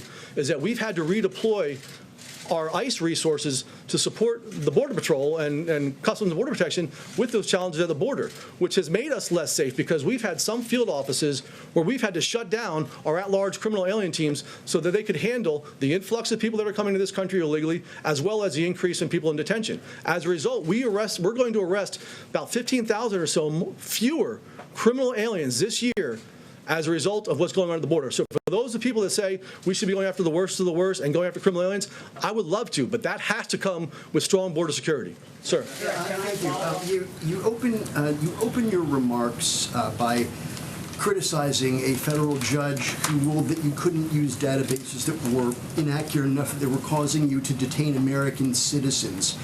So I'm just trying to figure out, sir, under what circumstances do you think that judges should be able to order your agency to do or not do things? Do you reject the court's authority to tell you what the law is? And also, Hogan, it's been 213 days since our last briefing. Could you maybe come up here when they're done and talk to us for a bit? I'll discuss that with you afterwards. This is about another topic. Go ahead, sir. So, unfortunately, the litigation is ongoing, and there's very little I could say more than what I've said already. Obviously, we respect judges' rulings. We do that all the time. We are law enforcement officers. We have to respect the law. Excuse me, I'm answering your question. We respect the laws that Congress has passed, and we enforce them in accordance with the manner in which Congress has said.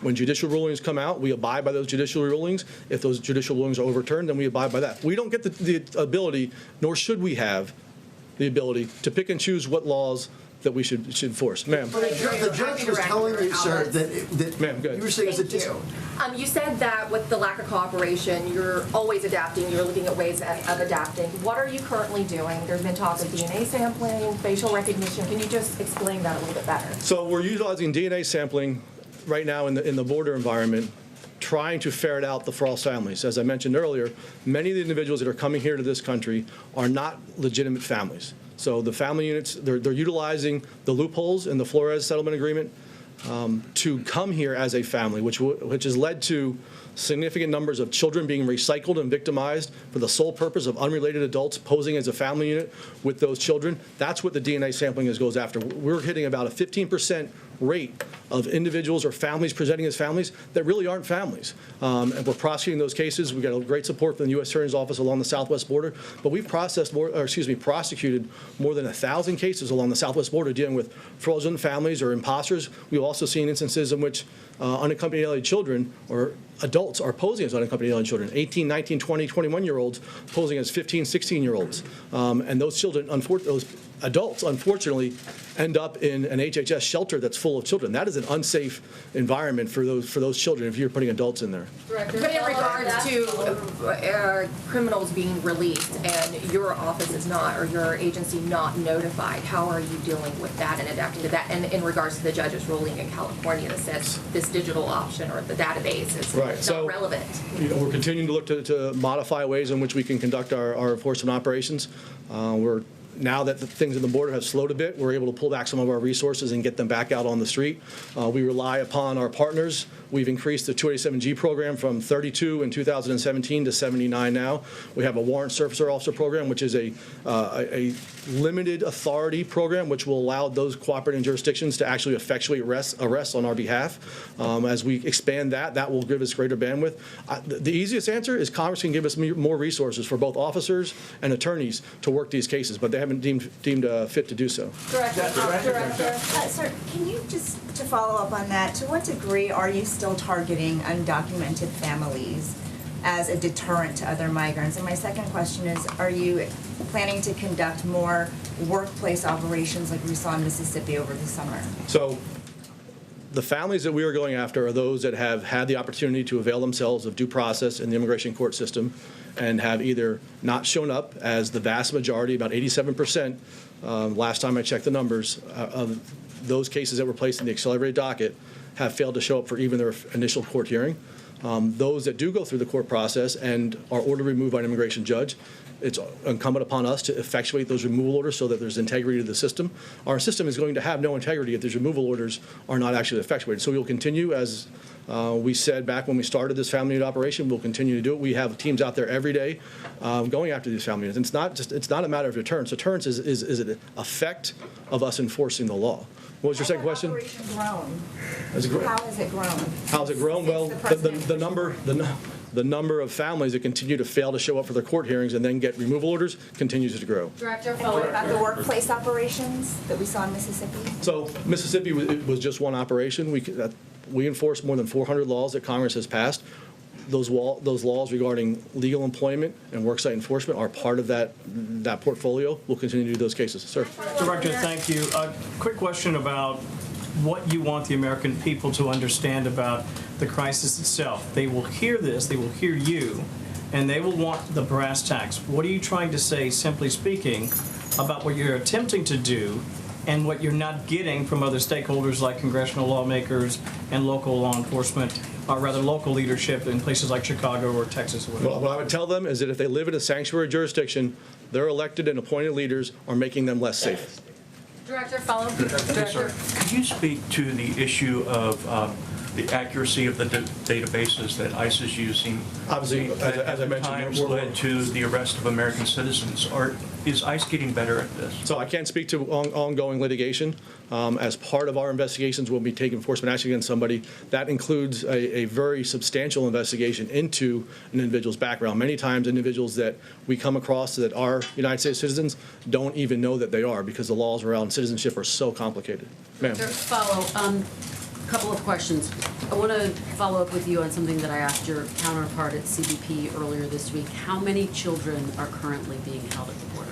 Okay, so that's a perfect question for Mark Morgan because he controls the detention facilities. ICE has no authority to detain children. Under the TVPRA, ICE has... You're not briefed on those numbers at all? You don't know? Okay. I'm sure he answered you at the time you asked him. No, we haven't gotten an answer yet, which is I why would follow up with his press people, sorry. An answer. Broader question. The president has expressed concerns about terrorists making their way across the border, the need to prevent that.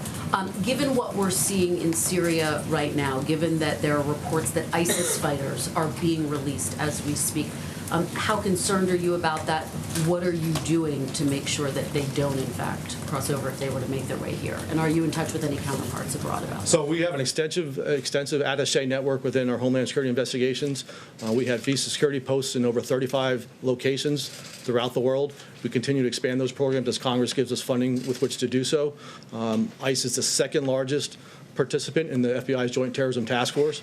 We do a significant amount of investigations involving individuals that are suspected of or believe it.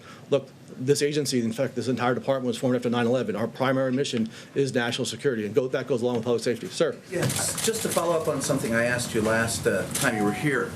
One of the biggest complaints that sanctuary jurisdictions have about ICE is that they would like to cooperate, but when victims, as you noted, most of the victims of crime of illegal immigrants are themselves illegal immigrants.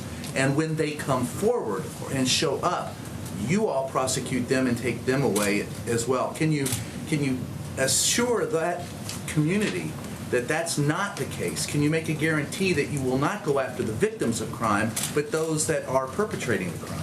And to follow, and just a real quick follow to what you said earlier about having to help out Border Patrol, is that not because there are, we have been promised, the President promised like 10,000 new Border Patrol agents, but because of pay disputes, you haven't been able to hire that many? Well, let me address that one first. We can only hire the people that Congress appropriates funds for. ICE has no problem hiring people. Our non-retirement... You're helping out Border Patrol because they... I understand, but we can only hire up to the level that Congress has authorized and appropriated. So we fill our vacancies very quickly. We don't have a problem with hiring individuals. Our non-retirement attrition rate is about 2%. That's an ICE. That's an ICE, correct. So I can't speak to CBP's hiring. But to your first question, and as the sheriff mentioned there, and I believe I mentioned this last time, we generally find out about an individual through their interaction with the criminal justice system. That interaction means that they were booked into a jurisdiction's facility, their fingerprints were run, Their data was taken, they bounce off FBI's databases, and they bounce off our databases. That is how we find out about these individuals. Victims are not booked into criminal custody. Absent that, we would not be out there looking for victims. We would not even know who in most cases, I'm answering your question, in most cases, we would not know who the victims are. And I will tell you, in many of these cases that we work jointly with our state and local partners, we have an extensive network of victim assistance specialists within ICE because we deal with so many victims when it comes to human trafficking, smuggling, when it comes to child exploitation. We deal with victims all day long. Unfortunately, I wish we didn't have to deal with so many victims, but we do. And we're very skilled at working with them. And we work with prosecutors and everybody in the criminal justice system to ensure that if there's a case that they want to prosecute, that they have the people available to do so. If they come forward, do you get rid of them? Yes, sir. You mentioned resource reallocation. I'm wondering if you can provide us any breakdown between arrests and deportation of people with final orders of removal versus anyone with past criminal convictions and other people of interest. So we've been putting, well, first off, we can only remove those individuals with final orders of removal. So everybody that we remove has a final order of removal. So we removed, I believe, 246,000 or so people last year. Every one of those individuals had a final order of removal. We'll probably arrest around 140,000 people this year. We'll be releasing our numbers in the not too distant future. I don't have the exact breakdown of how many of those already have final orders, but that's a good question and one that I think there's misinformation out there about.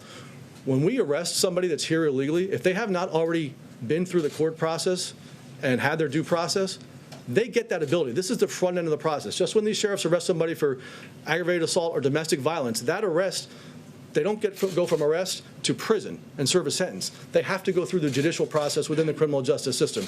We have a process within the Executive Office of Immigration Review that provides for that same due process in the immigration courts. Sir, right behind you. Thanks, sir. Yeah, so there was a couple months ago, there was an attempted attack at a Tacoma ICE facility, and there's been a lot of social media threats towards ICE facilities agents. Has that been a problem in terms of the ability to enforce the laws? Has there been extra protection for agents or anything like that? So obviously, the safety and security of our personnel, officers and non-officers alike, is our primary concern. I think that's why we've been so strident with our concerns about some of the ugly rhetoric that has been utilized around this issue and the vilification of the men and women of ICE and CBP and our other DHS partners that are merely enforcing the laws that Congress has passed.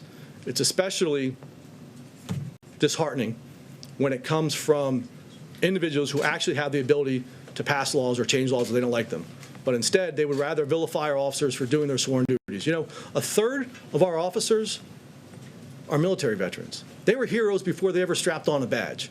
And they should be given the respect as any other law enforcement officer in this country. So yes, I'm very concerned. It's dangerous. And hopefully those people that have opinions as to how immigration enforcement should be conducted would do so in a professional and responsible manner. One more. Sir. We mentioned the GitHub issue earlier. I wonder if you can comment on that. I can't. Is that contract? Are you having any problem as I is getting? I learned about it this morning, so I can't really. But you're not having no problem. Are tech companies willing to work with you given the current discourse between you and? No, we're doing fine. So let me get one question that's on topic, sir. You mentioned that 246,000 people were removed last year. Do you have any data about how many were criminal and how many were families? We do. It's on our website. I would say about criminals, and I don't want to get it wrong, but it's in the 140,000 or so range. But it's right on our website. If you go to our FY18 year-end report, you can look at it. But you don't have the data for 19 yet? We have the data for 19. I don't have it. We were going through vetting it. We'll be releasing it shortly. Do you expect an expansion of the counties that are working right now, the 287G counties, and how many more do you think will join up? I mean, I can't predict the future. I think we will. We've seen an expansion. Again, the best partners when it comes to us working in the civil immigration enforcement and getting criminals, aliens off the street are these sheriffs right here. We work very closely with a lot of police departments with their homeland security investigations, doing criminal investigations, but generally the entities that are detaining individuals for their criminal violations are the sheriffs, and those are the ones we work with closely. I expect we will continue to expand it. Thank you very much for your time. Appreciate it. Hey, Hogan, anytime you want to come out, we'd love to see you. Thank you.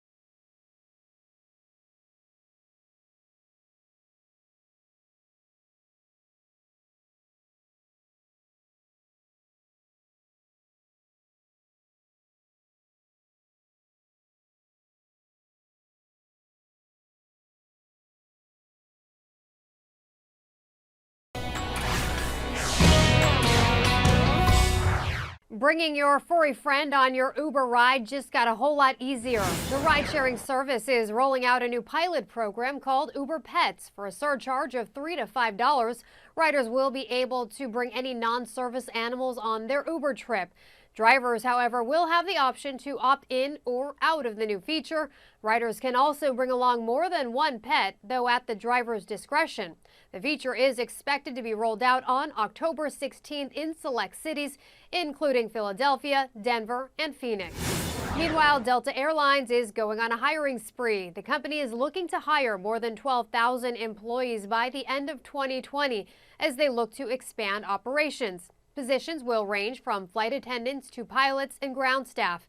Delta reported $1.5 billion in profit for the third quarter due to an increase in travel demand during the summer months. For more, log on to the all-new FoxBusiness.com. In New York, I'm Tracy Carrasco. Thanks so much, Tracy, for that business update. Next story before we go to break and bring you the next full hour here on Fox 10 Extra.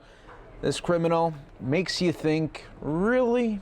So get this. This guy decides to dress up as a woman, rob a bank, and then, oh yeah, steal a police car too. Take a look at this. 51-year-old Hermosito Reyes pretends to be a woman as police say he robs Chase Bank in Castleberry.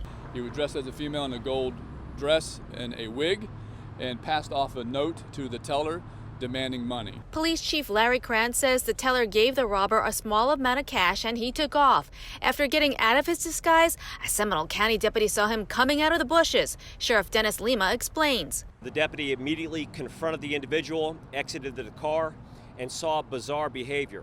The suspect ran into an apartment complex and up a stairwell. The fight was on. The bad guy then reached for the gun and then pulled the deputy's radio, throwing the radio in the grass, eliminating the deputy's ability to call for backup.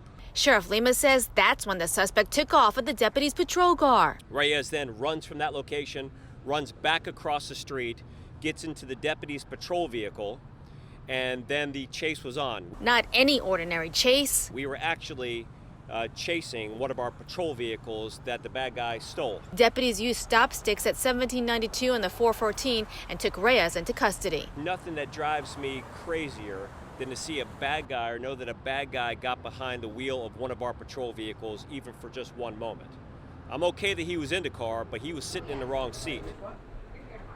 Definitely in the wrong seat there, no doubt. All right, folks, when we come back here on News Now, we will have a live update on this big story of two Soviet-born donors to a pro-Trump fundraising committee who helped Rudy Giuliani's efforts to investigate Democrat Joe Biden were arrested late last night on criminal charges of violating campaign finance rules, including funneling Russian money into President Trump's campaign. That update is coming up next.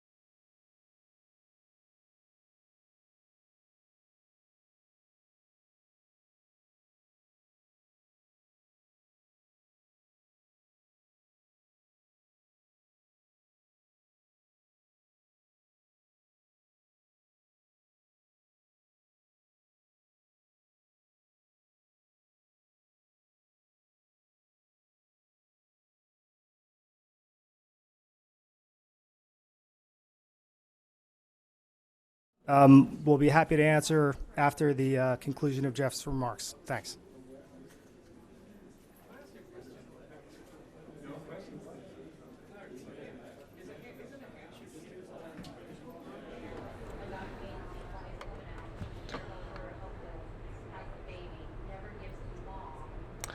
And welcome back, everyone, here to News Now. One more hour for you right here on Fox 10 Extra. We are waiting for this big news conference to happen just moments away.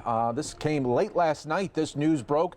The two Soviet-born donors to a pro-Trump fundraising committee who helped Rudy Giuliani's efforts to investigate Democrat Joe Biden were arrested late last night on criminal charges of violating campaign finance rules, including funneling Russian money into President Trump's campaign.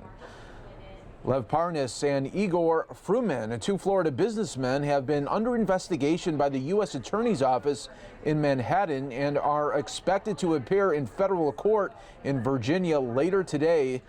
Both men were born in former Soviet republics here. So we are hoping that we will get an update here from this district attorney there in Manhattan. House committees issued subpoenas for documents from the two men just today. Mr. Giuliani, President Trump's private lawyer, identified the two men in May as his clients. Both men have donated to Republican campaigns, including Mr. Trump's, and in May of 2018 gave $325,000 in primary pro-Trump super PAC, America First Action, through an LLC called Global Energy Producers. And it looks like this is going to be getting underway in any moment. And it looks like this is happening now, so let's bring it to you. United States Attorney for the Southern District of New York. Today, we unseal an indictment charging Lev Parnas, Igor Fruman, and two co-defendants for their alleged participation in schemes to violate the federal campaign finance laws by repeatedly using straw donors and foreign money. Parnas and Fruman were arrested around 6 p.m. last night at Dulles Airport as they were about to board an international flight with one-way tickets. As alleged in the indictment, the defendants broke the law to gain political influence while avoiding disclosure of who was actually making the donations and where the money was coming from. They sought political influence not only to advance their own financial interests, but to advance the political interests of at least one foreign official, a Ukrainian government official who sought the dismissal of the U.S. ambassador to Ukraine. And with respect to that last allegation, let me take you through some of the money flow. Parnas and Fruman contributed $325,000 to Committee 1. Now, this contribution was not made in their name. It was made in the name of a corporation that they set up, GEP, in order to hide that the true individuals behind the donation were Parnas and Fruman. The $325,000 was one of the largest donations that Committee 1 received. And we, in the indictment, we indicated and alleged that this was an illegal straw donor scheme. In addition, Parnas and Fruman made direct contributions to Congressman 1. And these contributions, direct and promised, totaled over $20,000. Moreover, Committee 1 spent approximately $3 million to benefit Congressman 1. Now, as a result, Parnas and Fruman had several meetings with Congressman 1, and at these meetings, Parnas, on behalf of a Ukrainian government official, lobbied Congressman 1 to advocate for the removal of the then U.S. ambassador to Ukraine. Protecting the integrity of our elections and protecting our elections from unlawful foreign influence are core functions of our campaign finance laws. And as this office has made clear, we will not hesitate to investigate and prosecute those who engage in criminal conduct that draws into question the integrity of our political process. And I want to add that this investigation is continuing. Now, I want to acknowledge and thank our wonderful AUSAs who worked on prosecuting and investigating this case and will continue to investigate this case. To my right is Rebecca Donaleski, and someone who would ordinarily be to her right, Nick Rose, could not be here today because he is in the Eastern District of Virginia assisting with the presentment of Parnas and Fruman. But to Rebecca's right is Russ Capone and Edward Discant, and they are marvelous co-chiefs of our public corruption unit. And I also want to thank our partner in this case and so many of our important cases, the New York office of the FBI, represented here today.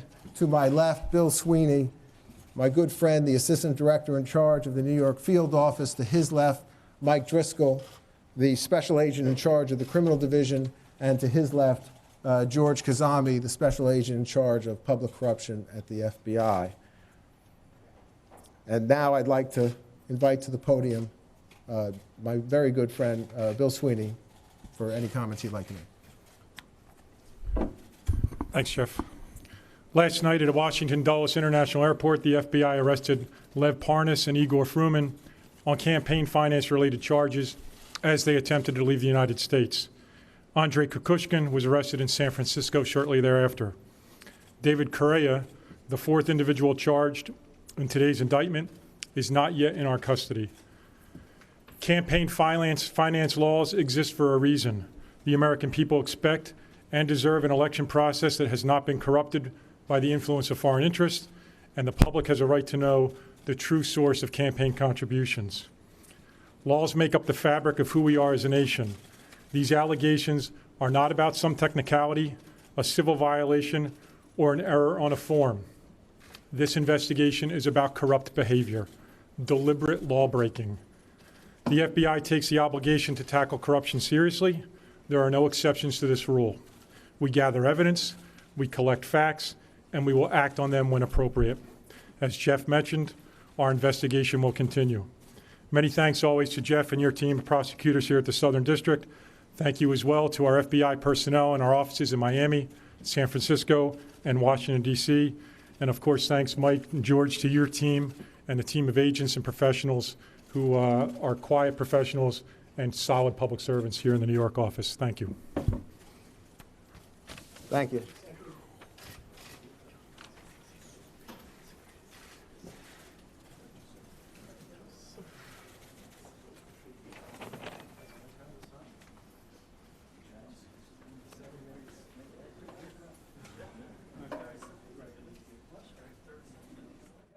There is the update there from the feds there as they're speaking on the indictments against those two Rudy Giuliani associates now charged with election fundraising crimes there. So we'll see if they are going to talk any more right after this, but doesn't look like that'll be the case. We're going to take a quick break here, everyone. More News Now is up next.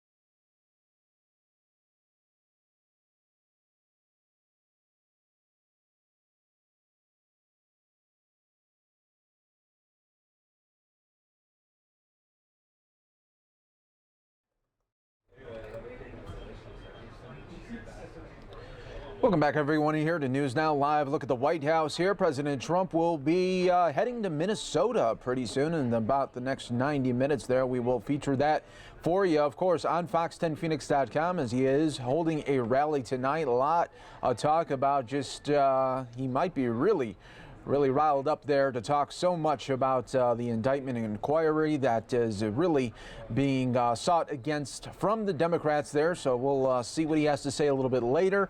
That'll be featured on Fox10Phoenix.com in its entirety. It will be happening around 5 o'clock Arizona time, live there in Minneapolis there. Hi, everyone. Mike Pace here. Welcome back to News Now, as we always bring you these top stories and headlines from across the country. Thank you so much for joining us here today. We really do appreciate it. Now, let's go out to Utah right now, where we were talking about the biggest vaping concerns. Obviously, a lot of health officials talking about vaping and really the dangers of it. Now we are getting this roundtable from Senator Mitt Romney. And so our legislation says no more refillable cartridges. All right, so the cartridge has to be a sealed container that cannot be adulterated. And then with regards to the other side, which is the rampant expansion of young people vaping, saying, look, no more of these candy flavors that are so attractive to kids. If adults want to use vaping products, then let them have the normal flavor of tobacco, but not these other candy type flavors which are bringing in our young people. But with that, I thought I'd get the chance to listen to you all this morning. And we have some in the medical community here, some in the political world here, to get your sense as to what we're seeing from a healthcare standpoint, from a medicine standpoint, and then your thoughts about what's happening, if you will, from the standpoint of our population at large, and what's happening in Utah, in our schools in particular. I note the sad news that the first death has occurred in our state. There are now almost 25 people nationwide who've died of vaping illnesses. I don't quite know what causes the death. There may be some of you who are physicians may have a sense of what's going on here. I guess anytime we bring things into our lungs, there's a certain degree of risk.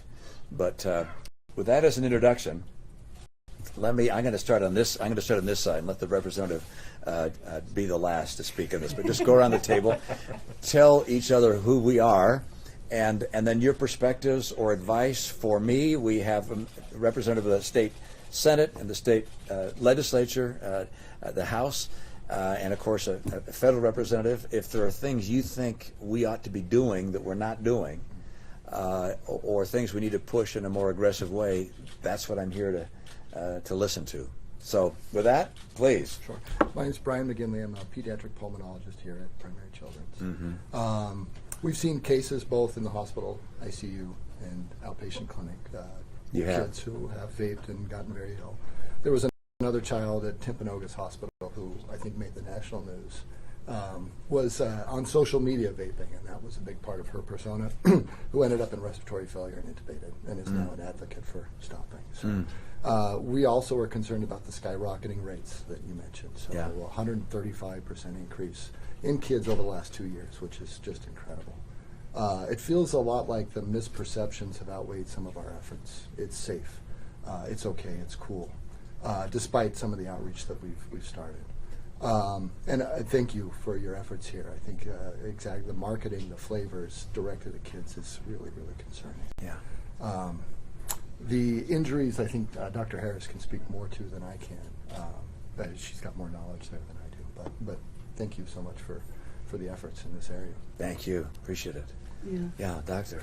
Okay, so Dixie, Dr. Harris. Mm-hmm. So I represent Intermountain Healthcare, and we acknowledged this at the very beginning. And August 6th is when I saw my first case, and then put together 4 cases working through telecritical care, where we monitor over 300 ICU beds through the system at Intermountain Healthcare, and 4 cases from 4 hospitals, all identical, people in their 20s with white-out lungs.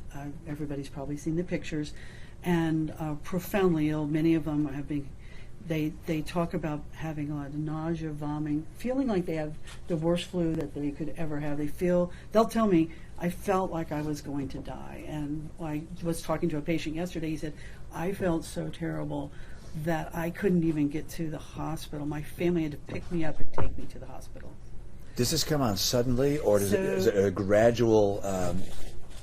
So the symptoms typically are going on kind of smoldering for on average of about 6 days. On most of our cases, it's the GI symptoms like the nausea, vomiting, diarrhea. Those are usually the first, but right? not always. And many patients don't even perceive how short of breath they are. They'll come in and see us, and they're breathing very fast. So you have somebody who's 25 who's puffing really fast. That's very abnormal. And maybe they're coughing a little, a few cough up blood, and then it's just the lung process explodes very quickly. Usually in 24, 48 hours, their lungs just fill up. And we put them, we have... Is it pneumonia style where the lungs fill with fluid? And fluid, inflammation.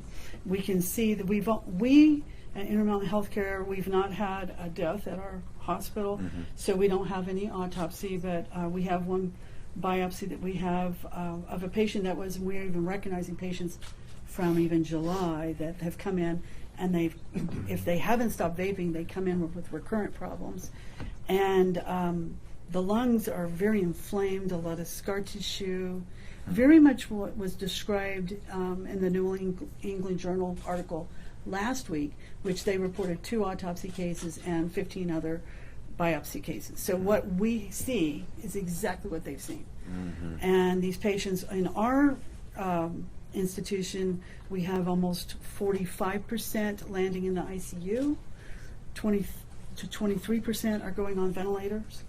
So that's, I mean, and our average age is 26, so these are young people with terrible lung disease. I see patients, we're seeing them now in clinic. Many of them have been discharged on oxygen. Saw a patient yesterday, still on oxygen. Lungs look terribly destroyed, and it's very concerning. And the illness, we are all learning, because this is a brand new disease.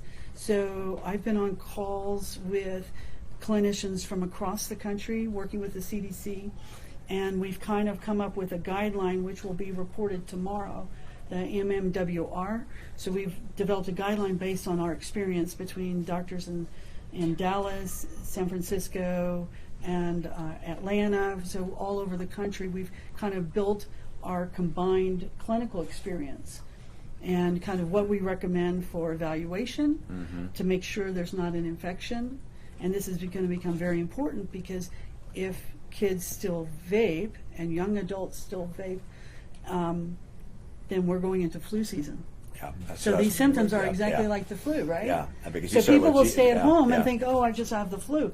But we're telling people, if you think you have these symptoms, and Dr. Callahan just reported that yesterday with, I think it was one of the newspapers, he was interviewed, he said, we're telling people, if you think you have the flu and you've been vaping, please get in and get evaluated. Go to the emergency room.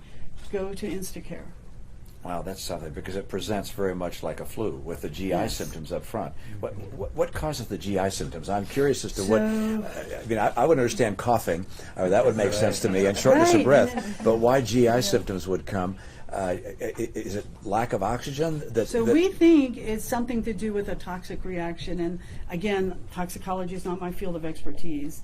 And there is some thought, some of it's the vitamin E, as like you alluded to, the diluting of the THC. They're thinking there's some other toxins too. We're still figuring out. We're waiting on our experts in toxicology to come. But literally, nobody has any testing. What does vitamin E do to the lung? We don't know. Nobody's tested it, so we don't know the toxicology of many of these substances. And in fact, we don't know the toxicology of any of the flavored substances. They've not been tested to go deep down into the lung, to be vaporized, to get all the way down into the air sacs. All right, now I've got one question that may be impossible to answer, but is your sense that there are some people who are just susceptible to this problem, and it's a small subset of all those are vape? Or is this cumulative, and that the people who are vaping today, large numbers of people are vaping, if they continue to vape, and particularly if they're using adulterated a product of some kind, they're going to be presenting at some point. Is it a few people who are susceptible, or is it just going to be a widespread issue that we have with a lot of kids that are vaping? Yeah, that's a great question, and I don't think anybody really understands that. What I will tell you, when I talk to my patients, they say they're hanging out with their friends, and they are vaping the same items that their friends are doing. So the same cartridges, a lot of times they're sharing, and one gets sick and 10 others are fine. Now, I also talk to many that have been vaping for years and years and years. The other thing we do know, and the medical science is finally learning, and again, we haven't had a long time to study this. Right. But we are learning there's microscopic damage and changes to the lungs as somebody vapes. And for example, if you smoke, you can smoke for years, and it's 20 to 30 years before emphysema shows up. So we think there's microscopic damage happening all along. Yeah. So the longer you vape, our stance from a pulmonary standpoint, don't vape anything, don't put anything in your lungs. But we're having science now that's showing that vaping in and of itself creates damage to the lungs everywhere from it changes the response in the nose to the immune response to like viruses. So maybe makes you more susceptible for a viral infection, all the way down to the bronchial tubes, all the way down to the air sacs. So we're just getting the scientific knowledge about this. And again, we don't know the long-term effects of vaping. Vaping was really invented in China in 2005, and it really exploded here in the U.S. over the last how many years? So, we don't know, but I also think the more you vape also is a contributor. Yeah. Well, thank you. I appreciate that primer, and hopefully we can get some information to our young people to recognize the dangers of vaping.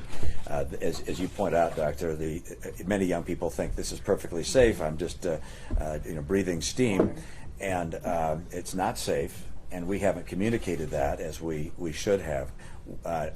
In our legislation, we propose putting on the same excise tax on tobacco products in vaping that we do on cigarettes, and using the revenue to advertise to young kids and to communicate to young people that this has the same kind of danger as other nicotine type products. Thank you. Senator, tell us what's happening in the state legislature related to this, or anything else you want to take up. All right, well, thank you. Yeah, I'm Kirk Collimore with the state senate, but also here as a concerned parent. I have 2 kids in high school, and unfortunately, the statistic you stated, about 25+% of kids vaping is unfortunately not surprising to me. They don't call them bathrooms anymore at the high school, and they call them the vape rooms, and it's definitely a problem. And so, on the state level, I know there's a number of bills being opened this year to address this issue, particularly among the youth.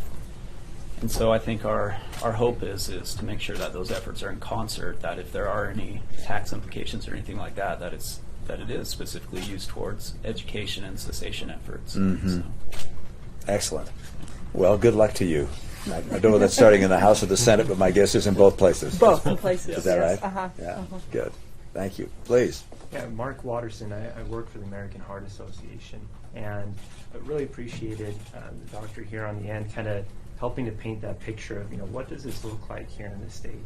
I'm not sure if it was the same young woman that you were referencing, but there was a girl in Utah County. Her name is Maddie Nelson. And for her, she said, I started vaping when I was 15. Was doing all the cool tricks, all the fun flavors. And 3 years later, they have to put her into a medically induced coma because they don't know if she's going to be able to survive because of the damage that was being done to her body. She's now become a huge advocate, saying no one should touch these. But for her, it was the same things that you mentioned in the beginning. It was those flavors, the enticing flavors. I mean, the statistics from across the country, over 80% of the kids who are using these products cite flavors as the #1 reason why they're using them. And for us, it's not just e-cigarettes, it's also all tobacco products, whether it's the menthol cigarettes or the flavored mini cigars that you can get 2 for $1 at a convenience store. Those are the types of things that are drawing these kids in. So as comprehensive as possible as we can make policy that tries to take those flavor-inducing products off of the market, the better. Yeah. And so we really appreciate your efforts back in Washington, whether it's with the Tobacco to 21, whether it's the smoke-free schools, or working on this current legislation. We really applaud the effort of the Utah State Legislature as well. Over the summer, they have really tried to tackle this issue as far as trying to find out, okay, what are all the problems that are going on here? And as they've gone down that road, they found that there is no silver bullet to this problem. Mm-hmm. We enacted Tobacco to 21 here locally. We'd like to see the implementation be sped up a little bit. Right now it's pushed off to 2021. But they found that there's problems in schools that they're facing. It's with maybe some judicial implications. Maybe it's in enforcement. It's trying to restrict these flavors that are enticing to kids. It's such a multifaceted approach that needs to be taken, and appreciate the work in Congress and here locally that's being done on that front. Right. So thank you. Thank you. President, this is your building, your institution, an extraordinary hospital. Thank you for hosting us. I'm the CEO for Primary Children's and the Vice President for Children's Health at Intermountain Healthcare, and really want to thank you for your interest in this and the opportunity to host this event, and thank everyone around the table for taking the time to discuss this really important issue for children, I think particularly, but seeing those impacts into young adulthood. I think primary children's and children's health can play a real role in the advocacy work. The work we've done it with, Hold On to Dear Life, with seatbelt safety, with ATV safety, and I think we have that opportunity through our community health initiatives to really play an important role in getting that message out to our youth that this isn't safe, this isn't fun, this is work that benefits the entire community, and it's something that I'm really excited about participating in the future. Great, thank you. Hi. Hi, I'm Dr. Joni Hemond. I am a general academic pediatrician here at the U. So I work at a clinic that trains future pediatric physicians, resident physicians. So a lot of boots on the ground with asking these questions of patients about smoking and vaping. And one of the things we've discovered is that they don't, if you ask if someone smokes, they'll say no, even if they're vaping. So we've really had to change our language around the way we ask patients these questions. And they will see smoking as really something terrible and vaping as something that's safe and fun. So there's a discrepancy there, and I know there was a lot of public service work over many decades to get the message out that smoking wasn't good for you, and I feel like we need to take that same path with vaping. About 2/3 of teens think that Juuls do not have nicotine, and those are probably the most commonly used, the little Juul pods that look like a flash drive. And so if we address it with them in clinic and we say, do you know there's nicotine in that, they'll say no, and they're surprised, and they don't realize that that's why they're wanting to use their Juul pods all the time. So that part has been really shocking to me, that it's been advertised as something that there's no nicotine in it. So I think that's one thing that we could target with education of teens about some of the downsides of vaping that they don't realize are there. The other thing we've noticed is use in really young kids. So I had a resident the other day who was presenting a 12-year-old to me, and I asked, have they ever tried vaping? And she said, well, I didn't ask. He's only 12 years old. So we went back in the room and asked, and sure enough, he had tried it multiple times. So this is even getting younger and younger, which is really concerning. And I'm not sure how they're getting a hold of those products when, it's not legal for a 12-year-old to get this, so they're getting them from someone else, and you don't know how those might get altered. You don't know what kind of, safety is if they're not getting it directly from a store. So those kind of things concern me a lot as well. I will say that, as everybody knows, teens these days do everything on social media, and so any kind of targeted campaign, I feel like, really needs to keep that in mind. So, you get public service announcements that come through your Instagram or Snapchat feeds, and so when we're thinking about these things, I think that's another angle to take of how we're going to get the message out, because they don't watch TV, they don't. I was going to say that you probably shouldn't put it on the Today Show or the evening news. It's like they're not watching those things. Exactly. Yeah. So that's sort of my take, is working with them every day and seeing where they're getting their information. But thank you for doing this. It's definitely a problem. We didn't even ask about it a couple of years ago, and now we're having to ask every teenage patient. So definitely a big issue. Thank you. Doctor, hi. Well, it's good to see you again, Nice to see Senator. you. So I'm grateful that you and HHS have taken this approach of looking at vaping as a national emergency, and really appreciate the CDC taking that strong stance. You know, you're going to save lives with your bill. And one thing we can agree on, even if we don't know the precise mechanism yet, we know it's bad for us, we know it's deadly for our children, and that we have to stop it. There is no way we should have our children and adolescents vaping. It's dangerous and it's wrong. And so thank you for doing this. And so now that I'm part of University Health, we were proud also to sign on to your bill and to acknowledge the good work that you're doing on that. So thank you, Senator. Thank you. Appreciate that very much. Please. Brooke Carlisle, Government Relations Director with the American Cancer Society Cancer Action Network. I would echo a lot of what Mark said. I think we're encouraged by a lot of the conversations that are happening in Washington, whether it be raising the age to purchase these products, from 18 nationally to 21, or talking about the price point of these products, knowing that especially kids are price sensitive when it comes to these products. But I think one thing that we haven't talked about is the fact that these products are not being regulated by the FDA, right. And they should be. The FDA has really kind of punted their responsibility continually further and further into the future, and they frankly had to be sued in order to do what they're supposed to be doing. So kind of adding to what Mark said, I think the one thing we would really like to see is the FDA stepping up, setting some product regulations, and forcing these manufacturers to, in fact, submit their applications to the FDA so we know what's in these products and they can set some standards so people at least know kind of what they are using, and combining that with some of the things you've been talking about as far as restricting the sale of flavored products and really restricting the marketing of these products to our kids. Thank you. That's a good reminder. The FDA is waiting for the companies to come forward with their studies and their analysis, but all the while people are using these products. When you have a quarter of America's high school students using these products on a regular basis, not to have had the studies first is really an extraordinary gap and something which is obviously yielding some very dangerous results. Yeah, thank you. Hi. Yeah. I'm Braden Ainsworth. I'm the program manager for the Tobacco Prevention Control Program at the Utah Department of Health. And I want to say thank you for having us here, and also for this legislation that you put together. I think it's really well thought out, and I like how it encompasses the key aspects of tobacco control. I think we learn a lot of lessons from what we've done with tobacco control, and the things that you've hit on are really important in this. Particularly around the flavors aspect of it. I was really happy to see that it was all-encompassing of flavors and didn't have cutouts and exemptions for menthol or mint, which historically has happened with tobacco products.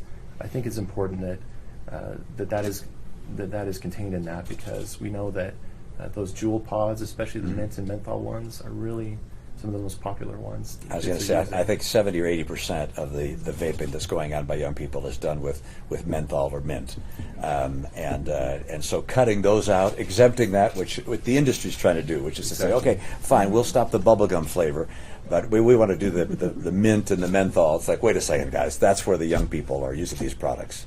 And the products, of course, were sold to the FDA as a tobacco cessation product, which is something which adults can use that want to get away from smoking. It's a way to step away from tobacco use. It's like, no, it's not that at all now. Now it's how do we get this into the hands of every kid? How do we grow this market and sell more tobacco products and addict more people to nicotine? And the side effects, which we're seeing in our hospitals, are frightening.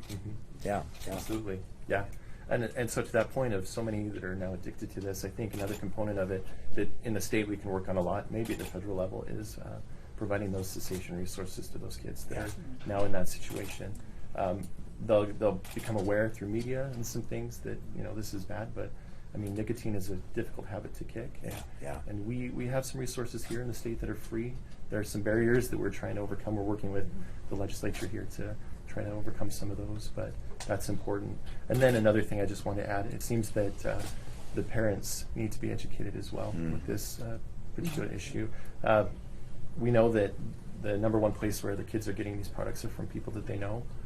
In many cases, it's from parents or family members, and so just that awareness among them too that these products contain nicotine, they're causing issues with your kids at school, and aside from the health issues, behavioral issues, it's priming their brains for addiction in the future, and just getting the message out to them as well is really important. Yeah, thank you.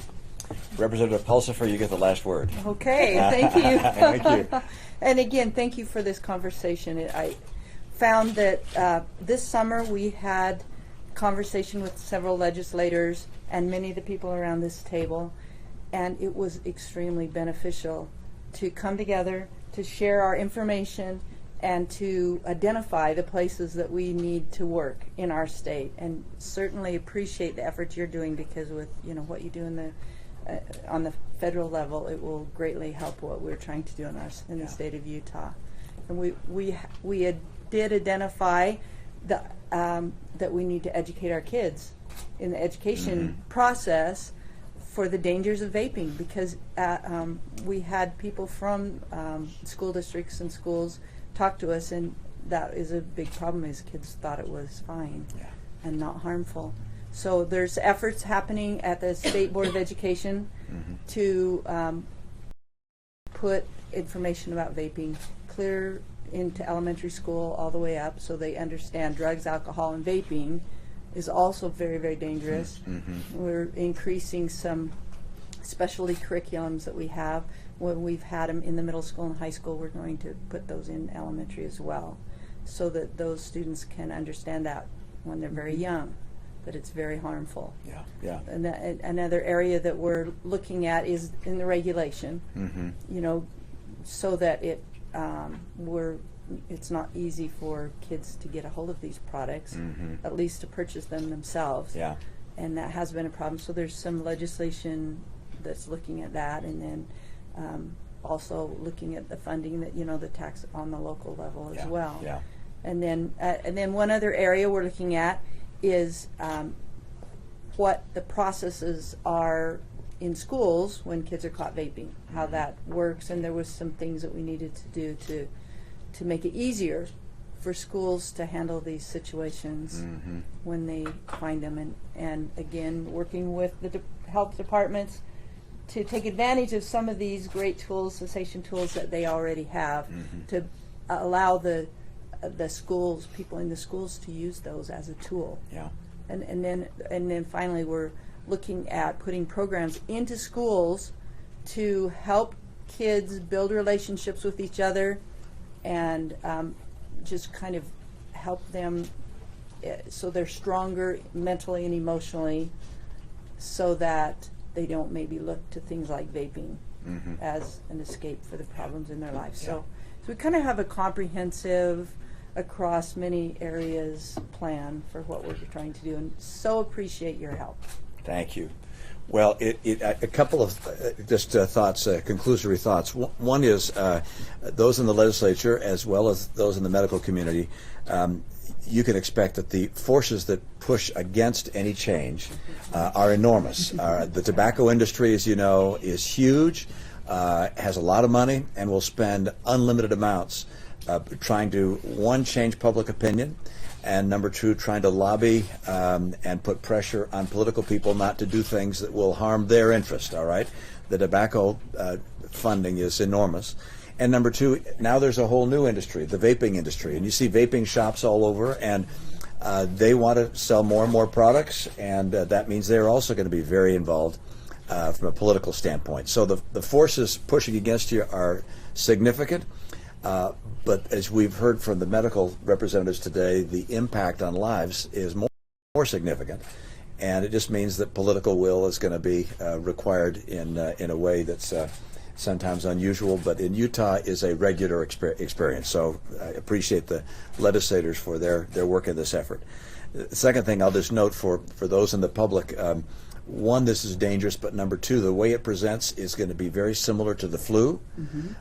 What I read about the flu in Australia and New Zealand this year is that it is particularly virulent.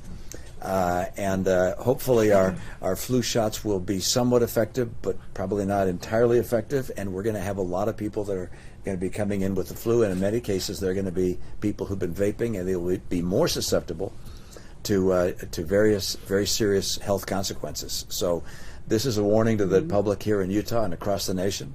And you're going to have some busy times, I'm afraid, this winter as we go into flu season. But we're going to have to keep on battling. The whole thought, and I'll just mention one more thing, and that is the failure at the FDA, and also the new demands on our public health system to help kids get off of nicotine. I mean, if we got a quarter of our kids that are addicted to nicotine in high school, and 10% of middle schoolers, this is going to be a real problem, because kicking the nicotine habit is not easy. I don't know firsthand, but I know from people who have fought that battle for many years. And I just hope that we can be very aggressive in our efforts to try and push back against this epidemic of pain and suffering. So thank you for your willingness to be together, and we're in the fight together. Thanks so much. Thank you. Thank you.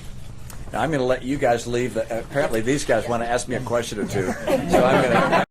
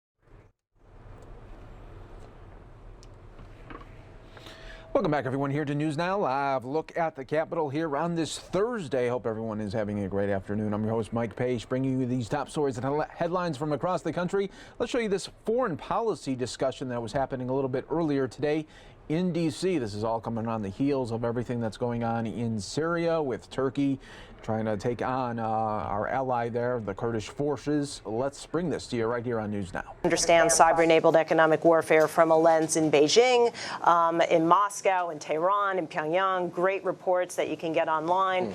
And we were really heartened when this notion of cyber-enabled economic warfare, and called as such, was called out specifically in the 2017 National Security Strategy. It was really the first time ever that our country at the highest level understood that type of intersection of our economy and our vulnerabilities to our economy, and how that leads to vulnerabilities in the strategic sense. So here at FDD, in the Center for Cyber and Technology Innovation, we do two things. The first is we focus on the adversary's campaign plan. What they're going after, how they're going after it, why they want to undermine certain parts of our economy and maybe not others, looking at what they're doing in allied nations. So that is the first part, kind of ringing the bell up on the Hill, ringing the bell in the executive branch, in DOD, in the Department of Energy, because grid resiliency and reliability is obviously critical for all of this, as well in the corporate sector. Right? It's easy for our corporate citizens to kind of hide as to, well, we're all being hit, or, well, it doesn't, what are we supposed to do about it? So we really kind of open their eyes to that. But the second is, we're living, I want to say, frighteningly, in maybe a pre-9/11 mindset, except where I look at it from, it is these cyber vulnerabilities. And so on the other part of the center, we look about how can we harden our defenses? Because as we get out there more, and Juan, as well as anybody understands, our use of sanctions, our use of Treasury's war, good call out, right? Thank you.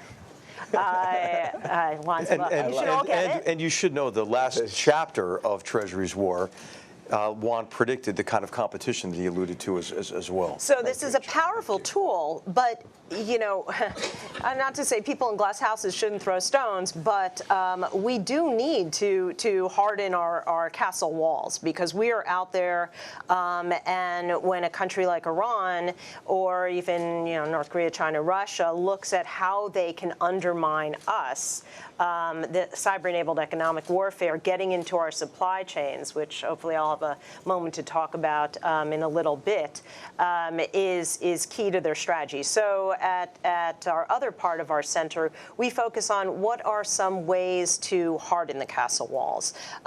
We partnered with Microsoft on a supply chain project for the Pentagon. Real ways that can be piloted to make us stronger. When we talk about peace through strength, everybody sort of nods their head, but I don't know that we think through what that means. And essentially it means there's one guy in the bar you just don't mess with. He's just too tough, just too tough.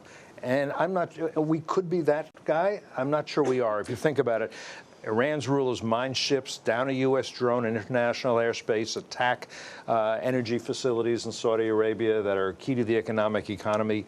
I'm not sure we've deterred further escalation. I'm not sure they don't think they can push that envelope further. You may disagree, and I welcome that. China has for years been stealing us blind. Hundreds of millions of dollars of intellectual property, including military secrets, building their defenses on that basis. And what have we done? And again, we're at the point where the NBA dare not even insult them, right?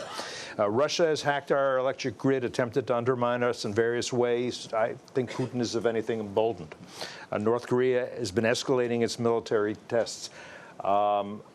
Yes, it may be that the president tried to use positive economic incentives with Kim Jong-un. I think Kim Jong-un does not believe that fire and fury awaits him if he doesn't compromise. And I think without that, the idea of having a nice resort on the Sea of Japan, that's not going to do the trick. So what does this say, and I'll start with you on this again, HR, about our assumptions about American power? Do we not have the tools, or are we not using them properly? How do we make clear, how do we reinvigorate deterrence so that we can deter most of our enemies and don't need to defeat most of our enemies? I guess that's my question. Okay, well, I think that we have improved just based on the recognition that we do need to compete more effectively. And I'm sitting next to two of the people who really pioneered in really making us more effective in new arenas of competition. Juan really started our counter-threat finance efforts as part of the post-9/11 effort to defeat terrorist organizations who would attack our country. Samantha has opened everybody's eyes to this new domain of competition in cyberspace and the use of disruptive technologies to go after us in new ways, to attack our national security innovation base, for example, in ways that we thought previously were sort of invulnerable or really not that important. So I think that we are getting better, but I think what we have to recognize is that we are behind. We're behind because at the end of the Cold War, we were kind of flushed with a great sense of triumph and optimism and overconfidence and maybe even hubris to a certain extent. We thought that these kind of competitions were over. We had won. And I think that overconfidence and complacency shifted after a number of strategic shocks, certainly the mass murder attacks of 9/11, but also I think the unanticipated length and difficulty of the wars in Iraq and in Afghanistan, and then the 2008 financial crisis. And I think the emotional impetus behind our foreign policy shifted to a certain extent from over-optimism to resignation, almost a sense of defeatism, and a belief that really we can't really win in these competitions, and an associated belief then that our disengagement from these complex competitions was an unmitigated good.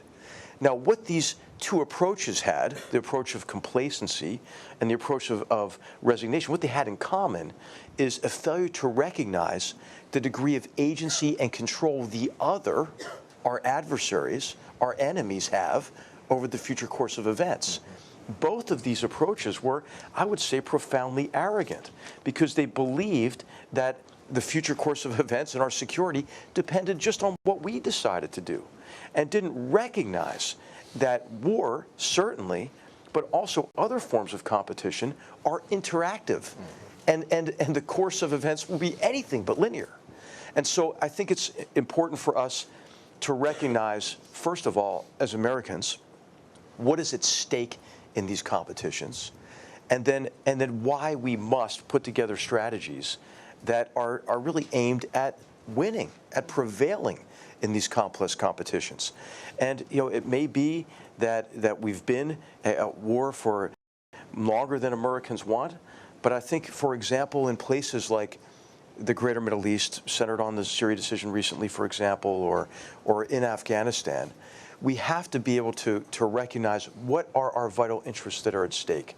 Why is this important to us and our security? And then once we understand that better, think about it, then we have to work together to craft strategies that are, in Juan's words, sustainable. And to do what Samantha has said is we have to break out of this pre-9/11 mentality. I mean, we ought to ask ourselves, what could happen? What could happen when you have transnational terrorist organizations, jihadist terrorist organizations, who are more potent and capable than they were before 9/11? Because remember, it was the Afghan alumni, right? The alumni from the Mujahideen era resistance to the Soviet occupation in Afghanistan who committed mass murder against us on September 11th. The Al-Qaeda and the ISIS alumni are orders of magnitude greater than they were then. They also exist in many different countries. They have much more sophisticated means available to them, encrypted communications, different and much more effective ways of recruiting young, vulnerable people into their cause and radicalizing them, and this effect of really the democratization of destruction, in which they have access now to destructive capabilities previously associated only with nation states. So it's extremely dangerous. And when I think Americans ask the questions they ought to ask, hey, why the heck are we still in Afghanistan and Syria? One of the main reasons is that we cannot win this fight on the defensive at the water's edge.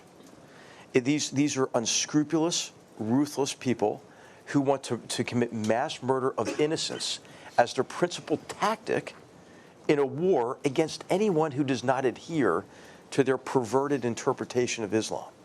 And so the only way to really win this fight is to keep them worried more about their own safety, and then to isolate them from sources of strength and support, financially and otherwise, that you can only really do by working closely with partners in the region, and obviously partners who are actually bearing the greatest cost in these fights, and to have that access you need from an intelligence perspective, so you can apply all the tools, cyber tools, financial tools, economic tools, and military and diplomatic efforts to advance and protect our interests. I know it feels good to some people to think, well, let's just disengage from that and worry about ourselves. But of course, if we did that, we would become very vulnerable. And we ought to remember the tremendous human cost, financial cost as well, associated with a catastrophic attack like that occurred on 9/11. Before let me just ask, I want one quick follow-up on this. The military planning and training necessary to deter China as it builds its military capabilities, very different from what's necessary to defeat non-state actors and those who support them, such as Islamic Republic of Iran. Can we do both at once? Is the military capable? Because these are very different training missions. Very different. We have to do both at once, right? Because we don't get to pick, right? And as my friend, the historian Conrad Crane often says, he says, there are two ways to fight the United States, right? Asymmetrically and stupid. And you hope that your enemy picks stupid, but they're unlikely to do so. And so we have to be capable of integrating all elements of national power, and our military has to be capable at deterring state actors, and as well as trying to deter non-state actors. But these are people who are fighting based on this ideology that I think are in many ways undeterrable. Right? I think the way that we have to look at this is we have to be able to defeat these organizations by isolating them from sources of strength and support, which include physical, military, financial, psychological, and ideological, the ability to use communications and cyber capabilities. And so you can't defeat them if you don't fight them. And I think we have to maintain our own will, right? War is an extension of politics, as I was mentioning, but it's also a contest of wills. And we ought to examine, do we have the will to advance and protect our interests against this broad range of adversaries? On deterrence, just quickly, I would just say there are two fundamental ways to deter an enemy or a potential enemy. One is the threat of punitive action later. So that the costs are so high, they have to factor into decision-making. They decide, well, maybe I won't commit this act of aggression. But the other is deterrence by denial, which means convincing your enemy that that enemy cannot accomplish his objectives through that action. And this is why Samantha is talking about building a wall of defense is also an important means of deterrence, as well as a range of offensive capabilities. And then, of course, to deter cyber actors, for example, we have to be able to apply capabilities outside of cyberspace. We shouldn't just think of this as a cyber-only competition. In our military now, the catchphrase, which some of us helped coin years ago, it's more than a catchphrase, is multi-domain warfare, multi-domain operations. And in its essence, we've always had to do this, right? It's the ability to project power and influence across multiple domains, for the military, land, maritime, aerospace, but also cyberspace, economic and financial space. And I think that's how we ought to think about how we integrate our efforts to really to deter and, if necessary, defeat our adversaries. Samantha, you wanted to. Yeah, HR, and you mentioned, deterrence by punishment and deterrence by denial. It's some of the things that the Cyberspace Solarium Commission that was written into the NDAA, I'm proud to be a member of that, up on the Hill is looking at how do we deter in today's world? How do we showcase our strength and power? Right, in a world where China steals our technology and then fields hypersonic, in a way that we can't even, get ahead of what they're doing. How do we showcase our ability to project power, our will to do so, the strength of our resiliency in a world where, a grid can be brought down. It's not the world of above-ground nuclear tests anymore, where everyone saw, wow, this is their capability, and if they had to, the Americans are going to use this. Right. Today, I think, is the 244th birthday of the Navy. Showcasing. Happy birthday. Happy birthday, Navy. Showcasing an aircraft carrier was a sure sign of strength, and I would put out there it still is. But how do we showcase our cyber strength, our willingness, to deter by punishment, and to showcase our resiliency? One of the things also at the center that we've been working on, I think it's kind of a groundbreaking idea we've put together, is continuity of the economy. Back in the Cold War, we had continuity of operations and continuity of government in the event that there was an attack by the Soviets, that the Soviets actually knew. And we were taking a listen from earlier today of the Foundation for Defense of Democracies there with their foreign policy discussion. That's going to do it for us today here on News Now. Here's a look, though, at Foxborough, Massachusetts, where later today on Fox 10, you will find the Gillette Stadium there for the New England Patriots. Going to be part of that Thursday night football. But coming up next here on Fox 10 Extra, we're going to have Caught in Providence for you. Thank you so much for joining us, and the News Now experience continues.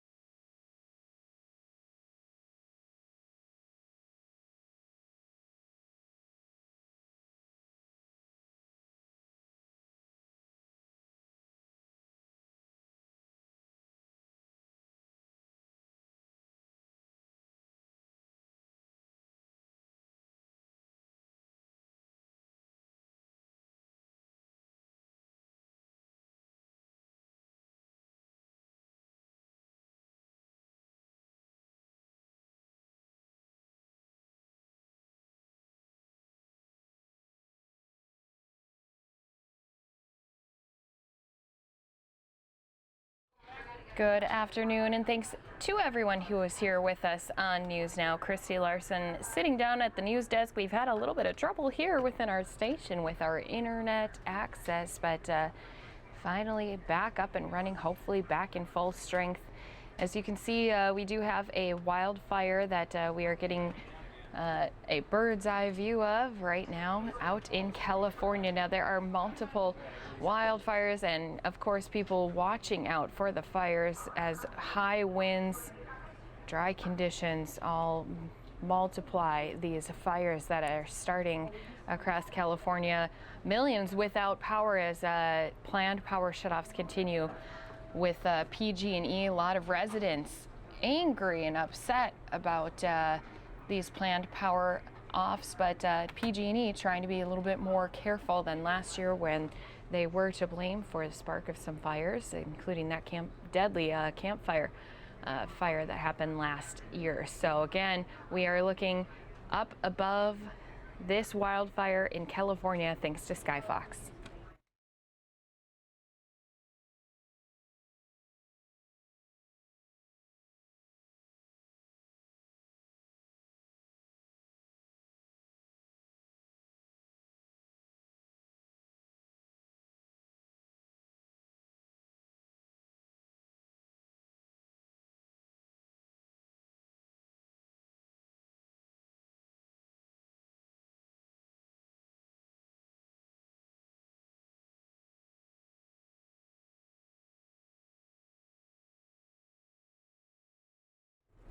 And if you aren't from the California area, PG&E is the largest power provider, and this is affecting, as I mentioned, millions of people. They're turning off the power and lights to customers in the northern part of the Golden State.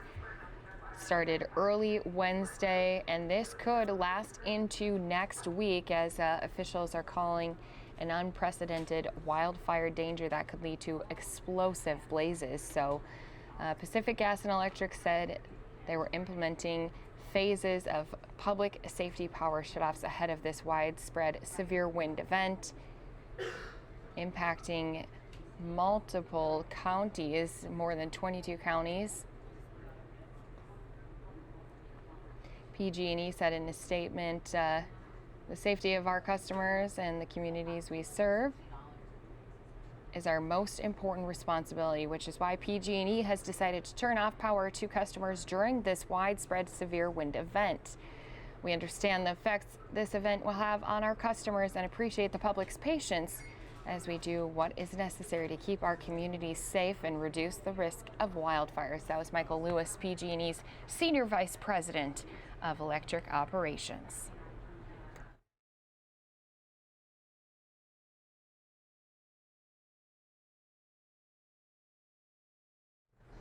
And just to reiterate that number one more time, the power outages are expected to affect about 2 million people overall in parts of 34 northern, central, and coastal California counties.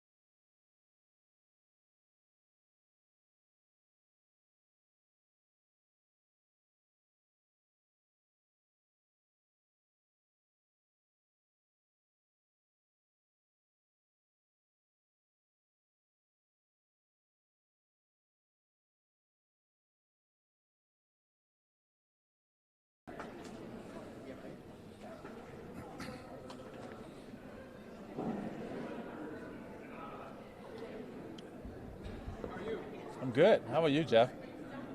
Good. Hi, ladies.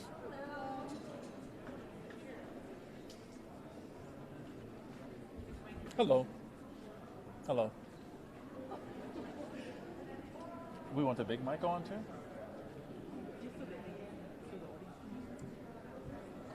Got it.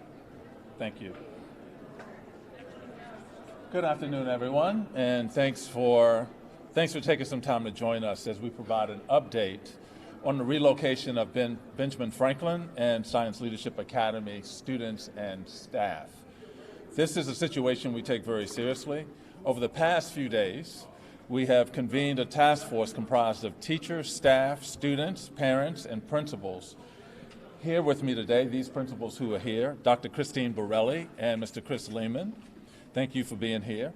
The group was charged with identifying relocation sites for students and staff at both schools. I think members of the task force are here as well. Task force members, thank you for the work that you've done over the last several days. Thank you so much. The task force considered feedback from both school communities about their environmental and safety concerns and what is needed in a relocation site to provide the best possible educational experiences for students. I'd like to thank all of the members again of this group for their hard work and for their commitment that they've shown to our students and creating better environments for the students at both schools. They have submitted recommendations for relocation sites that I think will serve our students and staff well in the coming months. And I have approved these recommendations. The plan is as following. On Monday, October 14th, Benjamin Franklin students and staff will relocate to 926 West Sedgley Avenue. The site was selected because of its close proximity to Ben Franklin High School and to the Broad Street line, and because it has the capacity to house the entire school community in one location. Science Leadership Academy students will pursue a Center City campus model where students will relocate here at 440 North Broad Street and also at Rodef Shalom at 615 North Broad Street. This model was selected because of the close proximity to XLA, the Broad Street line, and current internships for students. Students and staff will begin phasing into the campus model this week. We're thankful to the Rodef Shalom community and Dr. Joseph Williams, the owner of the 926 West Sedgley Avenue property, for providing temporary learning spaces for our students and making these transitions as smooth as possible. I also want to add at this point that we had several other individuals who reached out who wanted to help us to find location sites. So I want to thank all of those individuals that reached out to us. Some of the location sites could not accommodate our needs, but I wanted to thank all of those individuals nonetheless. Right now, the goal remains for the new campus to reopen to students and staff after winter break. However, leasing agreements can continue until the school year ends in June if needed. I want to be clear, the new shared campus for Ben Franklin and SLA will not reopen until three things happen. Major construction is complete, environmental testing is conducted, and the building is approved for reoccupancy. I also want to share that the district and the PFT, the Philadelphia Federation of Teachers, have continued environmental testing at the shared campus and have received encouraging news. We have tested 102 areas at the shared campus. Except for the boiler room, all results have come back favorable. Since the boiler room, which is not accessible to students and non-custodial staff, tested higher than normal, asbestos abatement or removal work has begun. Previous asbestos abatement work has also occurred in the commons area of SLA and the basement classrooms for Ben Franklin. Tests for these spaces indicate that they are clear for reoccupancy as well. We also plan to continue inspections over the next week to identify any other issues. Members of the public can access all test results on their website at philasd.org. I I want to once again thank the members of both school communities. I want to thank the student bodies from both school communities as we have navigated this process. As I indicated before in both town halls, we significantly underestimated the challenge of maintaining a healthy school environment at the shared campus while conducting construction. We know this has resulted in lost instructional time and major disruptions in the lives of our students, our staffs, and our families. So once again, I offer my sincerest apologies. Moving forward, however, we will continue to work to get this right. We will have thoughtful discussions about the environmental conditions of our buildings, and we will be frank about the capacity of existing resources.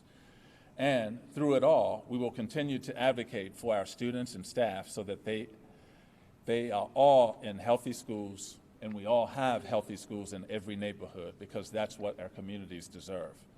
I'd now like to introduce the principal of Benjamin Franklin High School, Dr. Christine Borelli. She's going to be followed by the principal of Science Leadership Academy, Mr. Chris Lehman, and then they will both be followed by Dr. Sean Burr, our Chief of Schools. Dr. Borelli.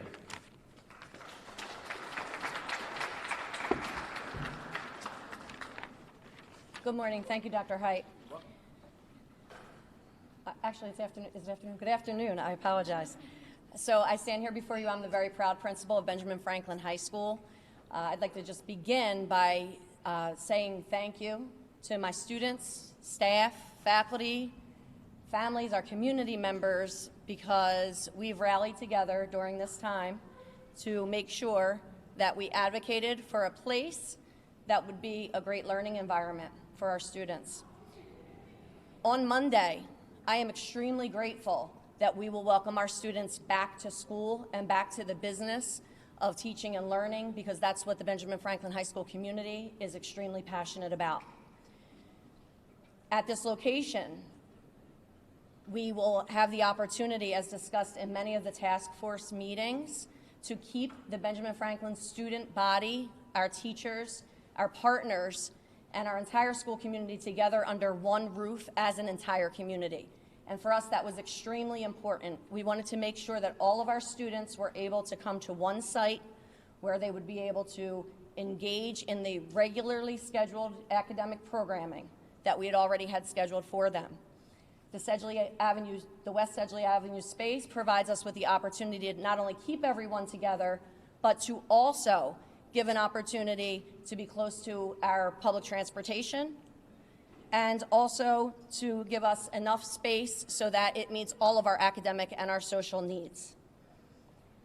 Finally, I know that we've had a lot of conversations around the location being a place where all students could stay together, and we've managed to do that, but we are looking forward to going home at some point. We recognize that this is a temporary location, but we could not be happier about this location for our students. And the entire task force worked diligently to make sure that this would be a great place to get students back to school immediately, because that's our business. We're in education, and we need our students with us on Monday. Thank you.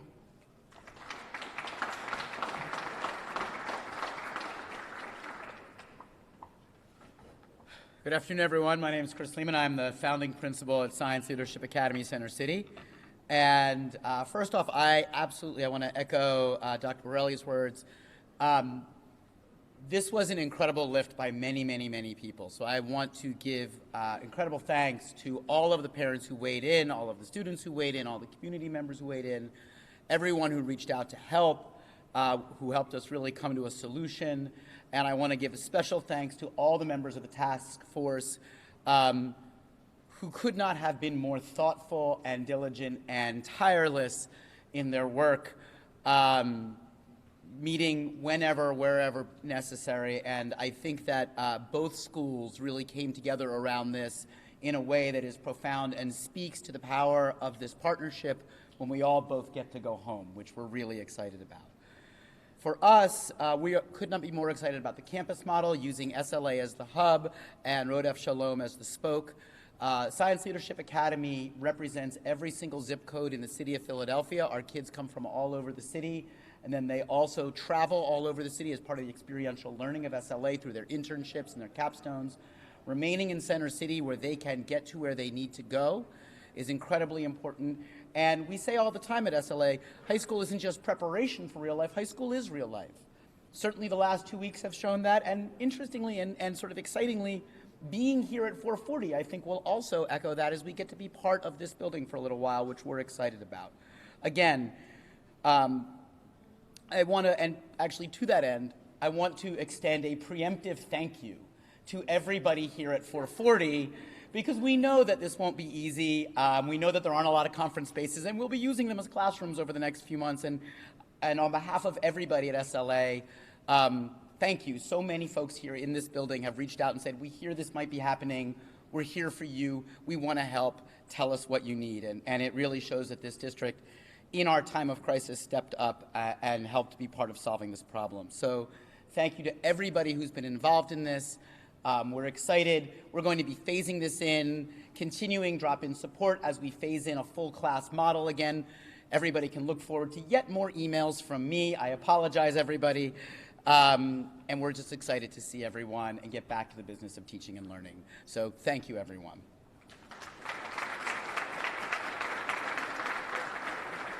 All right, good afternoon, everyone. My name is Sean Bird. I'm Chief of Schools for the School District of Philadelphia. I just want to talk about the lost instructional time. So we're going to be working with both school communities over the next several weeks and the PFT to address the lost instructional time at both schools.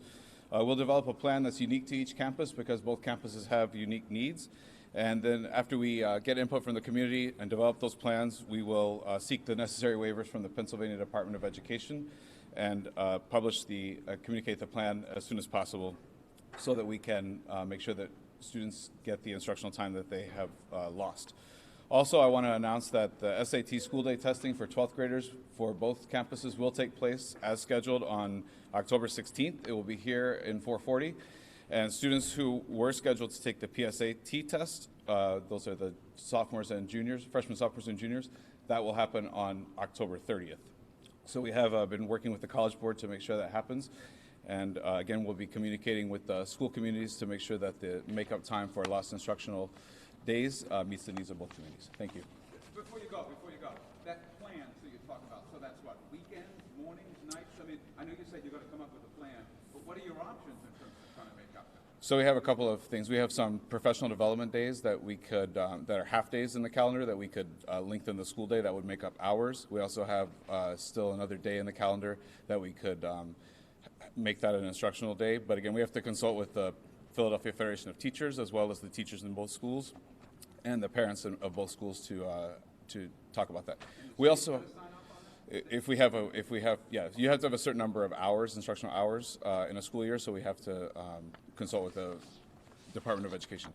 In addition, we have makeup days added to the calendar already in the event of bad weather, so we have those built in for some events already. So we'll just be looking at a variety of options and to meet the needs of both schools.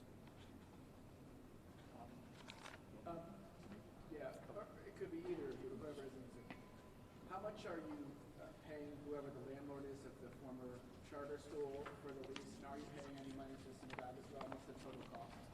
Yeah, the cost for the Sedgley Avenue will be $75,000 a month, and the cost for the Rodef Shalom is $80,000 through December.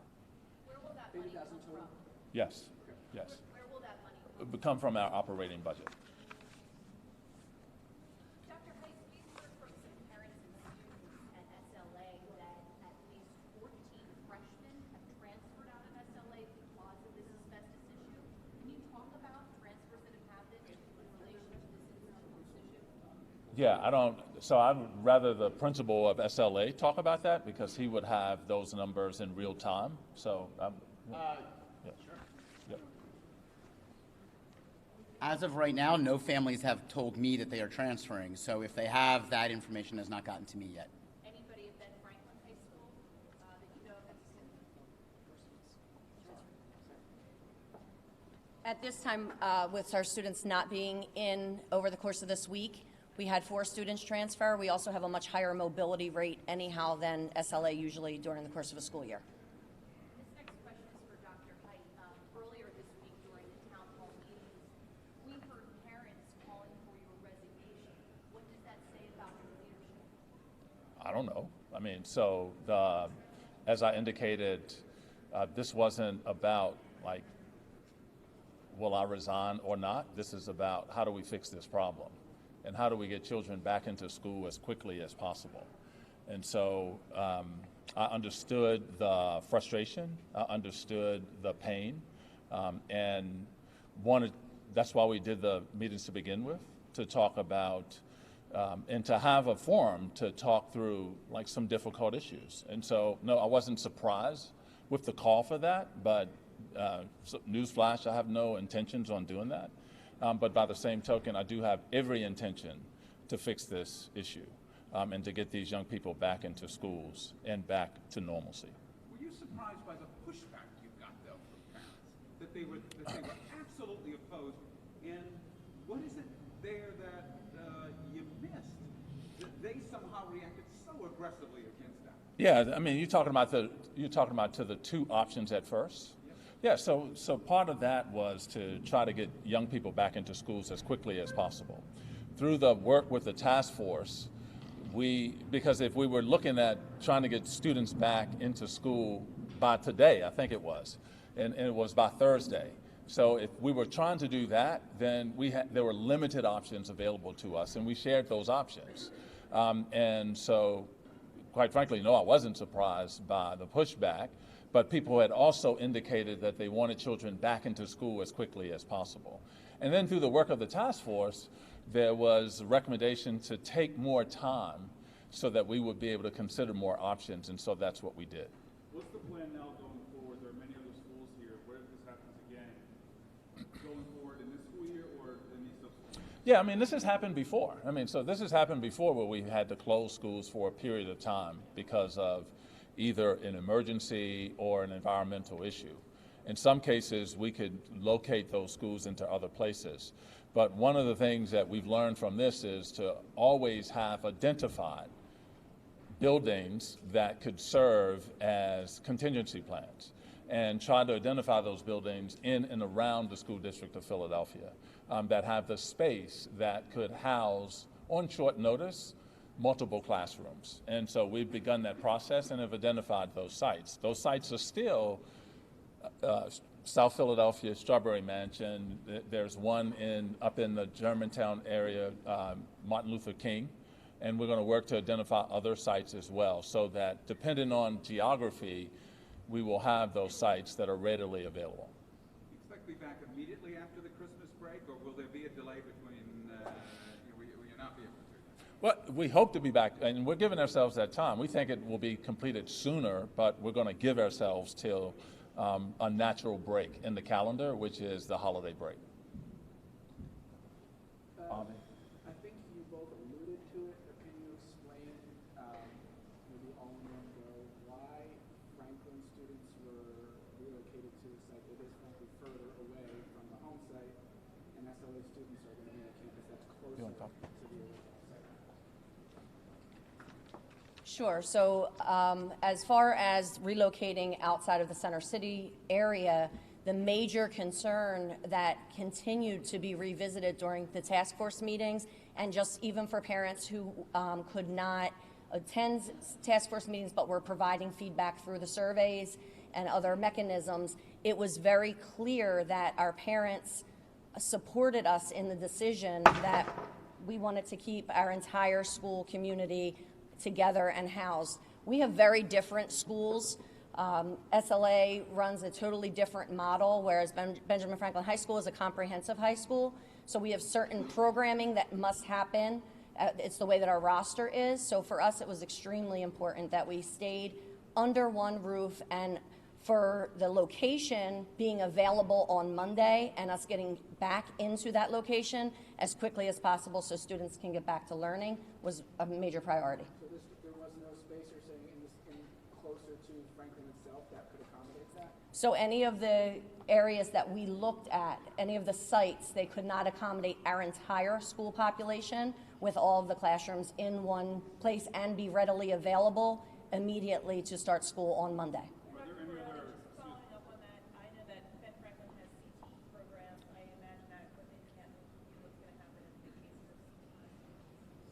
Okay, so as far as CTE programming, we are working with the district to provide options for students to do some virtual programming where it is available. Some of my CTE classes actually are able to, we will have the technology that can move, and in other cases, we're going to work out a schedule where we have students reporting off-site, and we support them through that transition.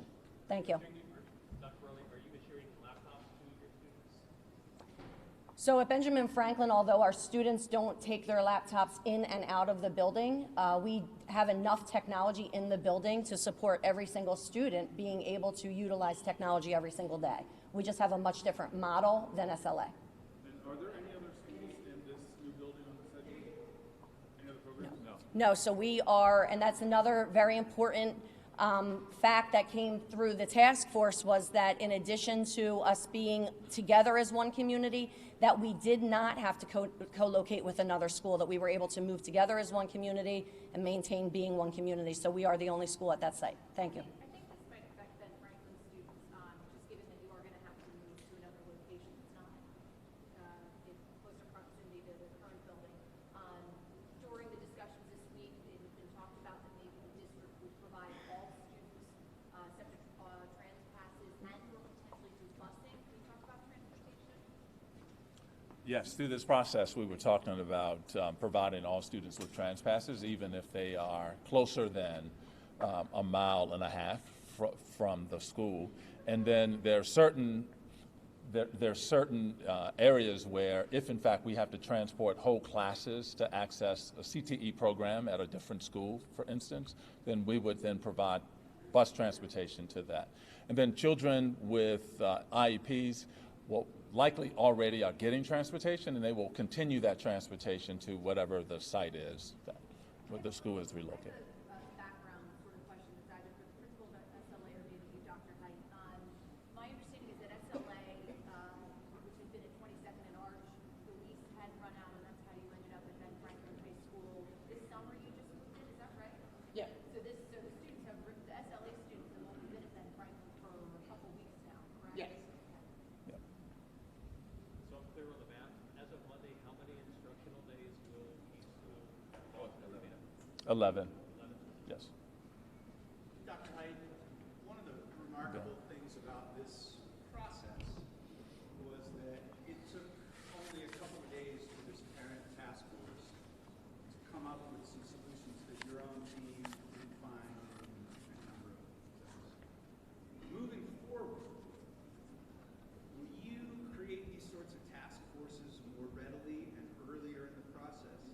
This isn't the only case that we've heard about in the story where parents have come here and said, we told you and you didn't listen. So Yeah. help me see how you're going to improve your listening and your networking. Yeah, I mean, I think that's one thing we learned from this. I mean, and that we tend to put our heads down and try to accomplish the work and not think about all of the options that are readily available. And I think what the task force helped us to do was to think differently about this work. As I mentioned earlier, we were under an assumption that we wanted to get children back into school as quickly as possible. When we had some relief on the time that we could get children, the time we needed to get children back into buildings, to trade off for considering more options, it just opened up a different level of options. But it also helped us think differently about this work as we move forward. And that's another lesson learned, Bill, that we can use the broader community to actually help us design. And I will also add that students from both of these schools actually worked in a charrette to design the remodeling at Ben Franklin SLA. And it's why the redesign is so unique and so exciting, because students were actually working with the architect to draw out these areas. And so, yes, it's something that we've learned that we will try to build the capacity within our organization to do this for more things. I think, is it fair to say that a takeaway for your administration is that, as you put it, you got to keep your heads up a little more? Yeah. Putting your head down, pushing for the fastest possible solution. Yeah, I mean, the fastest possible solution, as we've found, are not always the best solutions. And one of the things that it's a learning. And The other thing it helped us with is it helped us with, quite frankly, a lot more capacity. A lot more capacity to consider areas and places and things that we may not have been thinking about. And so, so yes, it's a lesson learned. Can you give me a specific project that you've got underway right now that you think to yourself, I personally think I'm always interested in the planning process, but you've got other projects. I was going to use the planning process, Bill. So the CSPR is a great example of the ability to do this and think about this in multiple neighborhoods around the city of Philadelphia. You're going to bring in some more parents and community folks? We absolutely have to. Yeah.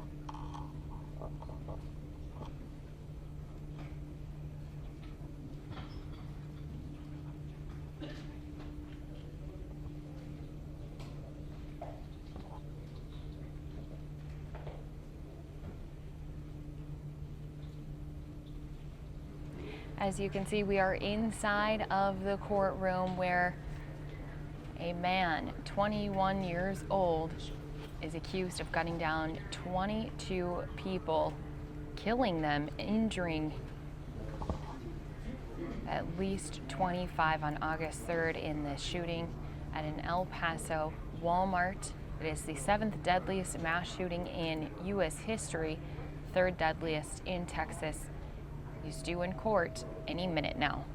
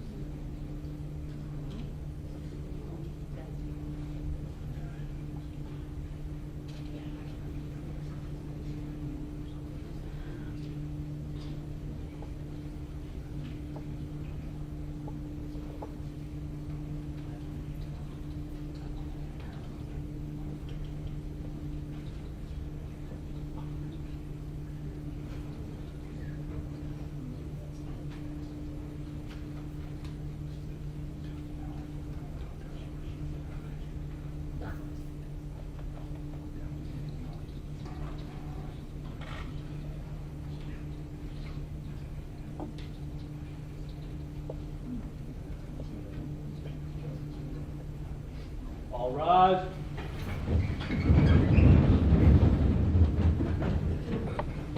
Please be seated.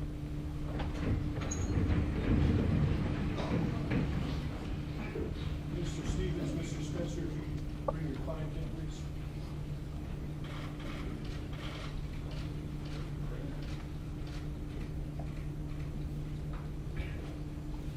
We're going to do this at the bench desk.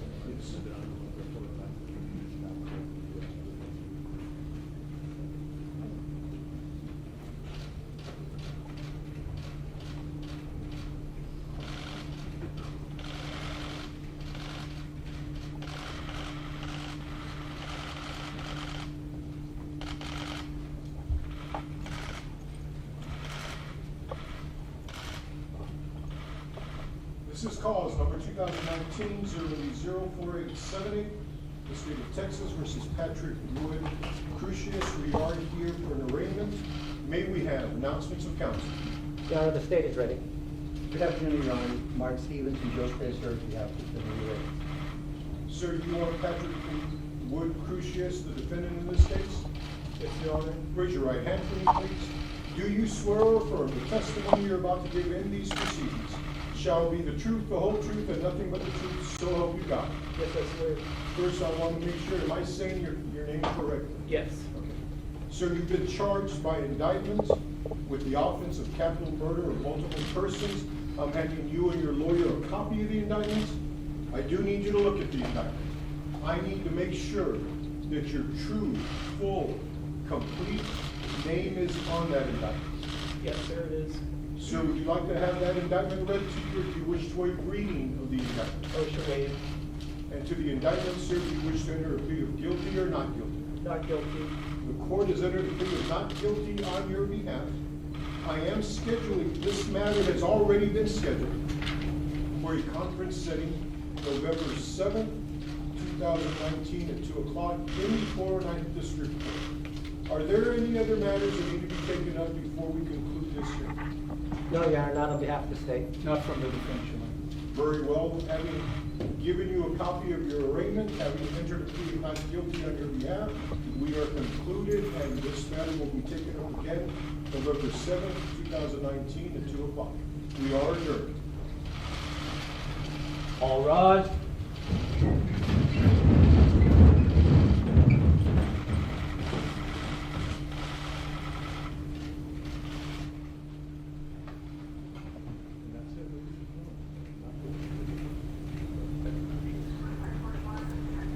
Well, there you heard it. He is pleading not guilty. This was the arraignment set to be back in court to start that trial on November 7th.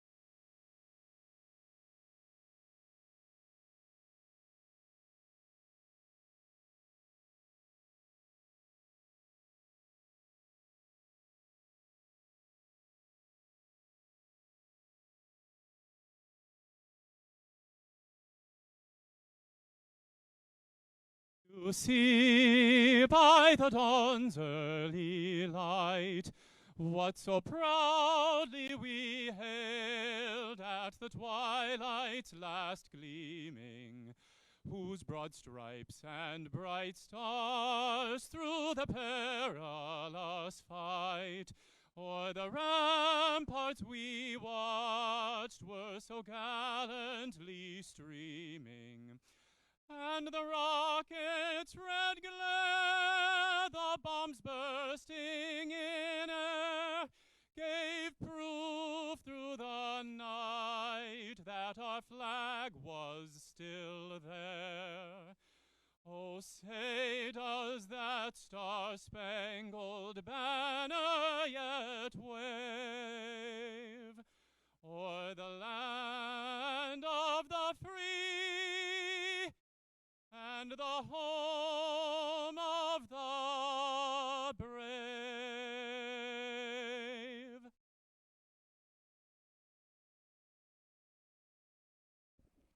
Ladies and gentlemen, Secretary Esper.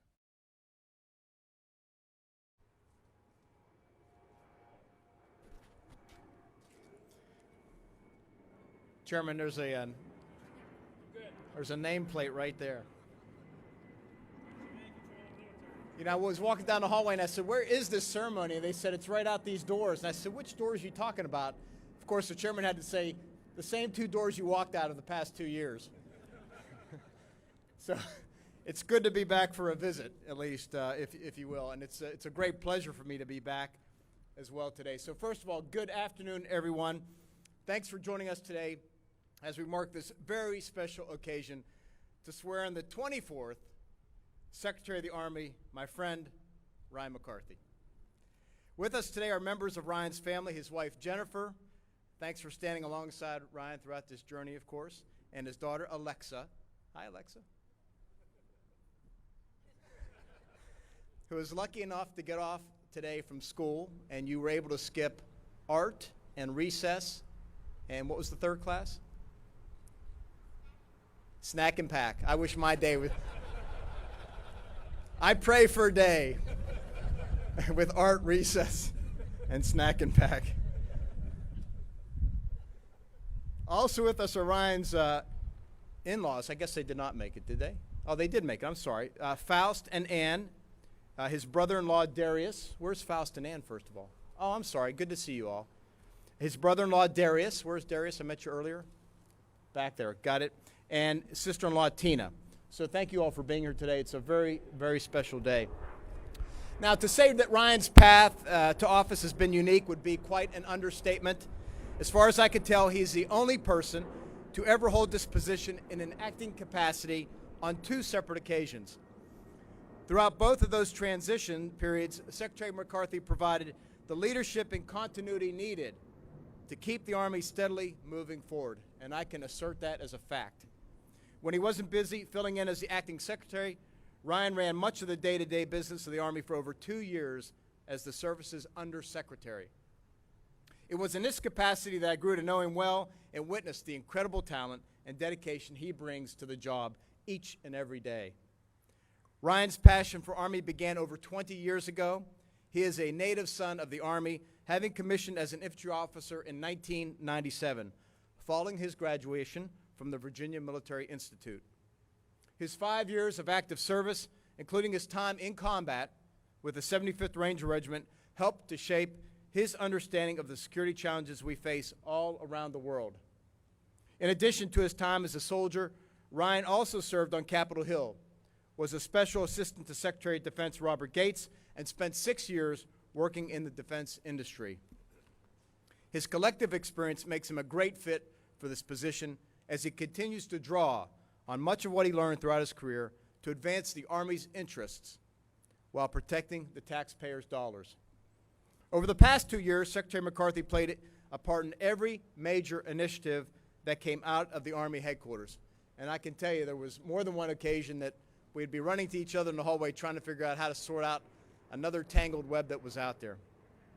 Whether it was advancing Army reform efforts, traveling to several Army Focus 22 cities to open doors to recruiters, or helping to stand up Army Futures Command, Ryan demonstrated a willingness to lead wherever the Army needed him most. Throughout all of his activities, he brings a business-like focus to our toughest problems and executes every plan with the commitment of an Army Ranger. As most of you here personally experienced, this summer was a significant time of transition for the Army, as all five of the service's top leadership positions turned over.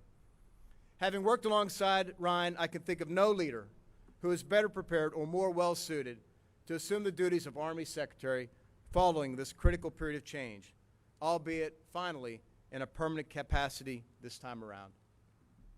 The Army plays a central role in implementing the nation's defense strategy as we refocus the force to meet the challenges of this new era of great power competition.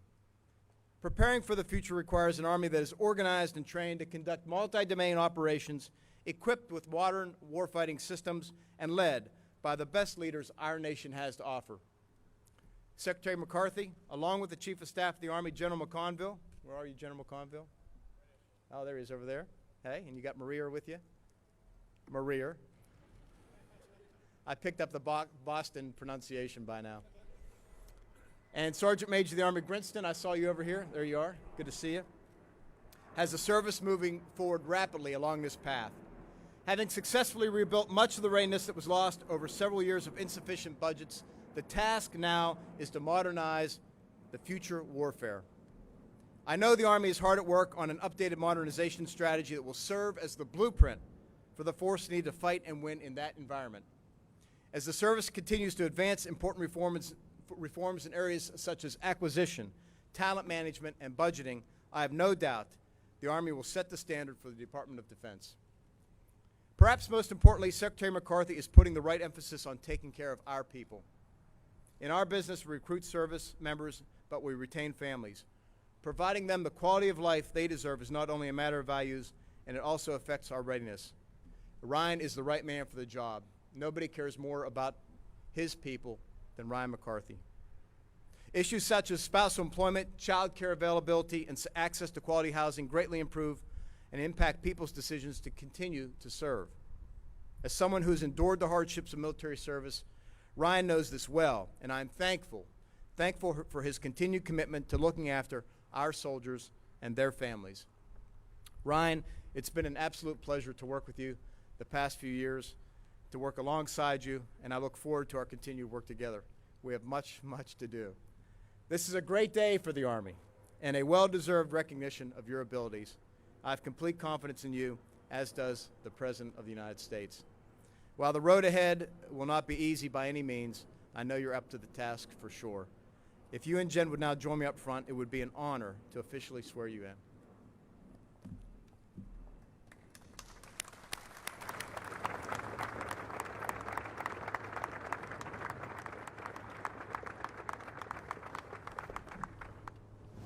The United States Army Leadership Award will now be presented to Mr. McCarthy.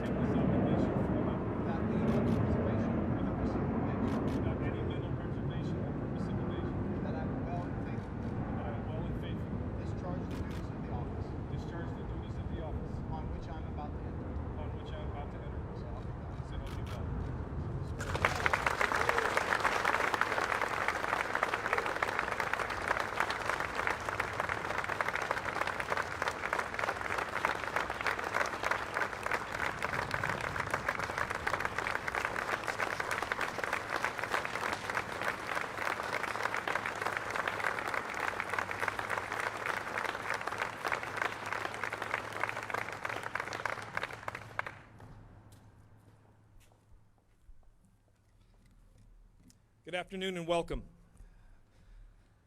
I'm humbled to be surrounded this group that's represented here today. To my family, I wouldn't be here if it wasn't for you. Jennifer and Alexa, you're my light and my purpose. I love you both very much. My parents, David and Kathleen, whose love and support are the reason why I'm standing behind this podium. My sister Shannon and my brother-in-law Chase, thank you for your unconditional love all these years. My in-laws are with us today, Faust and Ann Antonitis. And their story is the embodiment of the American dream. And every time they tell it, I get the chills. They spent 6 years as refugees living in camps in war-torn Lithuania during World War II and emigrated to the States after the Allies liberated Europe. When Faust says what he's thankful for in his life, he immediately responds with two things: the U.S. Army and the free press, both which saved us from tyranny. Few are more patriotic than they are, and I am thankful for their influence in my life, and of course the blessing to marry their daughter. My brother and sister-in-law are also here, Darius and Tina. Welcome and thank you both for your enduring support and love. Secretary Esper, thank you for hosting this process today, and also for your trust and confidence in me. General Milley, thank you for being such a strong teammate and friend all these years. It's been an honor to stand with both of you and Jim McConville in a four-man stack. Speaking of teammates, to my wingman, the Chief, Jim McPherson, who's filling the duties as the Undersecretary of the Army, General Joe Martin, Vice Chief, Sergeant Major Grinston, you're exceptionally talented men, and you inspire me daily. To all the other senior OSD officials, thank you for being here, as well as all the Army senior leaders that are here today. Thanks for coming out. A special thanks to the immediate office staff that I work with every day. You're in the trenches with me. You put up with me. I couldn't get through one day in this place without you all. To our forces both here and watching live stream, thank you for your service to the nation. And of course to our international partners, because America never fights alone. General Saleh Al-Ameri, the Chief of the UAE Land Forces, who has served alongside U.S. forces in Afghanistan on multiple occasions, you honor me with your presence. Standing on the stairs of the Pentagon, this building has a sense of urgency in its DNA. The unflinching Indiana limestone facade, born on the eve of World War II, bore witness to the nation of the darkest day of the war, endured attacks on our sovereign soil, celebrated fledgling peace, and watched as storm clouds gathered on the horizon.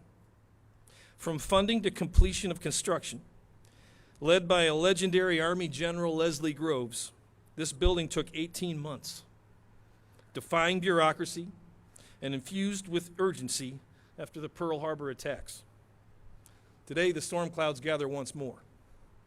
Our adversaries, unconstrained by a continuing resolution, are investing to rapidly modernize, increase reach and lethality, and ultimately to change the balance of power in the world. Our adversaries hope in earnest that we fail.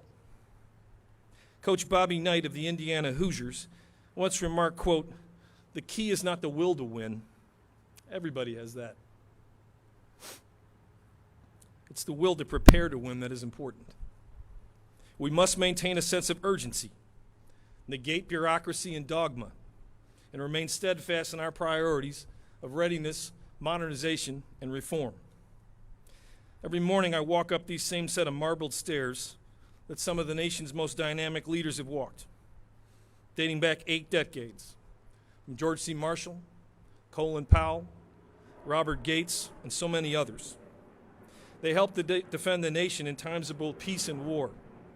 They shaped policy to care for our formations, increase lethality, and fight for budgets.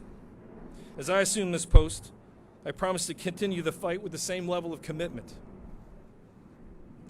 I walk the hallways, repeating the mantra of a soldier told me 2 years ago in Iraq. He said, quote, "Be the secretary we deserve." And I vow to be just that. We will modernize. We will remain the most lethal fighting force in the world. We will take care of each other as family. We will remain ready, and when called upon, we will win. Thank you, Army strong, and beat Navy.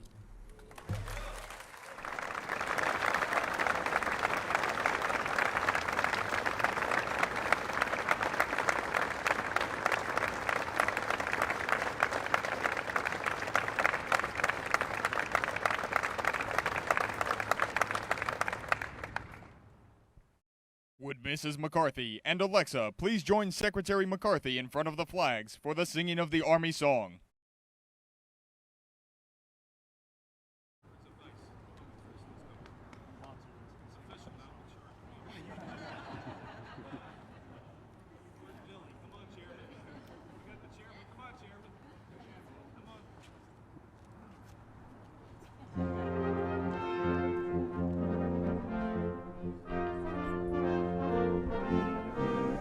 March along, sing our song with the army of the free. Count the brave, count the true, who have fought to victory. We're the army and proud of our name. We're the army and proudly proclaim. First to fight for the right and to build the nation's might, and the army goes rolling along. Proud of all we have done, fighting till the battle's won, and the army goes rolling along. Then it's hi, hi, hey, the army's on its way. Count off the cadence loud and strong, for where'er we go, you will always know that the army goes rolling along.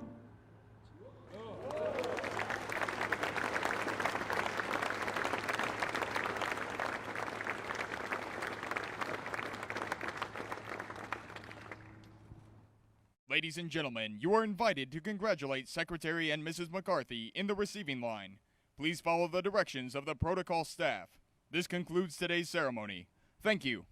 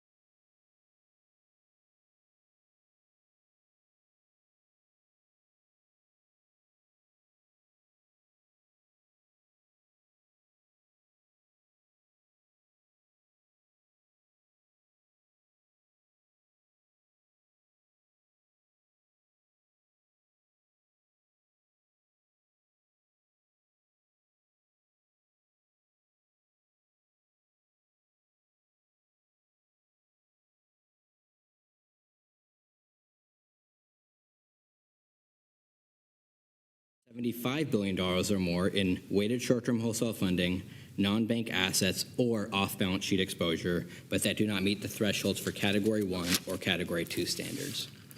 The final set of standards, Category 4, would apply to firms with $100 billion to $250 billion in total assets that do not meet any of the other risk-based indicators I have described. These firms would be subject to less stringent standards relative to larger and more complex firms. The final rules would apply the same framework to foreign banks as would apply to domestic firms, with certain adjustments to reflect the structure of foreign banks' operations in the United States, consistent with the principle of national treatment and equality of competitive opportunity. Most significantly, the final rules would determine regulatory requirements for a foreign bank based on the risk profile of the foreign bank's U.S. operation rather than on the risk profile of the global consolidated firm. In response to the proposals, the board received approximately 50 comment letters. Some commenters supported the proposed changes. Other commenters asserted that the proposal should have included additional reductions in regulatory requirements, and certain other commenters asserted that the proposals, in reducing certain regulatory requirements, went beyond the changes required by the Economic Growth, Regulatory Relief, and Consumer Protection Act. While the final rules are generally consistent with the proposals, there are certain targeted changes in response to comments. First, the proposals requested comment on a range of calibrations for the reduced liquidity coverage ratio, or LCR requirement, that would apply to firms subject to Category 3 or Category 4 standards of between 70 to 85% of the full requirement. In response to comments and to appropriately tailor requirements, the final rules calibrate the requirement at the top end of the range at 85% for firms subject to Category 3 standards. The calibration would be 70% for firms subject to Category 4 standards that have an increased liquidity risk profile. Next, the foreign bank proposal would have determined the applicability of LCR requirements based on the risk profile of the foreign bank's combined U.S. operations, which would include the foreign bank's U.S. branches and agencies. In response to comments, the final rules would apply this requirement to a foreign bank's U.S. intermediate holding company based on the risk profile of the U.S. intermediate holding company. This change simplifies the framework overall, as requirements that apply to the combined U.S. operations of a foreign bank would be based on the risk profile of its combined U.S. operations, while requirements that apply to a U.S. intermediate holding company will be based on the risk profile of the U.S. intermediate holding company. In addition, the final rules will indicate that the board continues to assess whether to develop a standardized liquidity requirement with respect to the U.S. branches and agencies of a foreign bank. In total, the final rules would largely keep existing requirements in place for the largest and most complex firms subject to Category 1 or 2 standards, while modestly reducing requirements for firms subject to Category 3 standards, and significantly reducing regulatory requirements for firms subject to Category 4 standards as a result of their smaller risk. I will now turn to my colleague, Mark Hanslick, who will discuss the requirements that would apply under each category of standards. Thank you, Asad.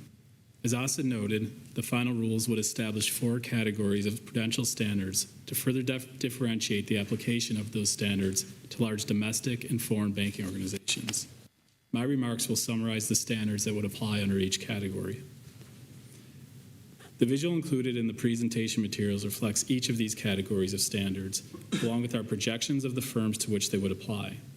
Starting from the left of the visual, you'll see that Category 1 and 2 standards would be the most stringent.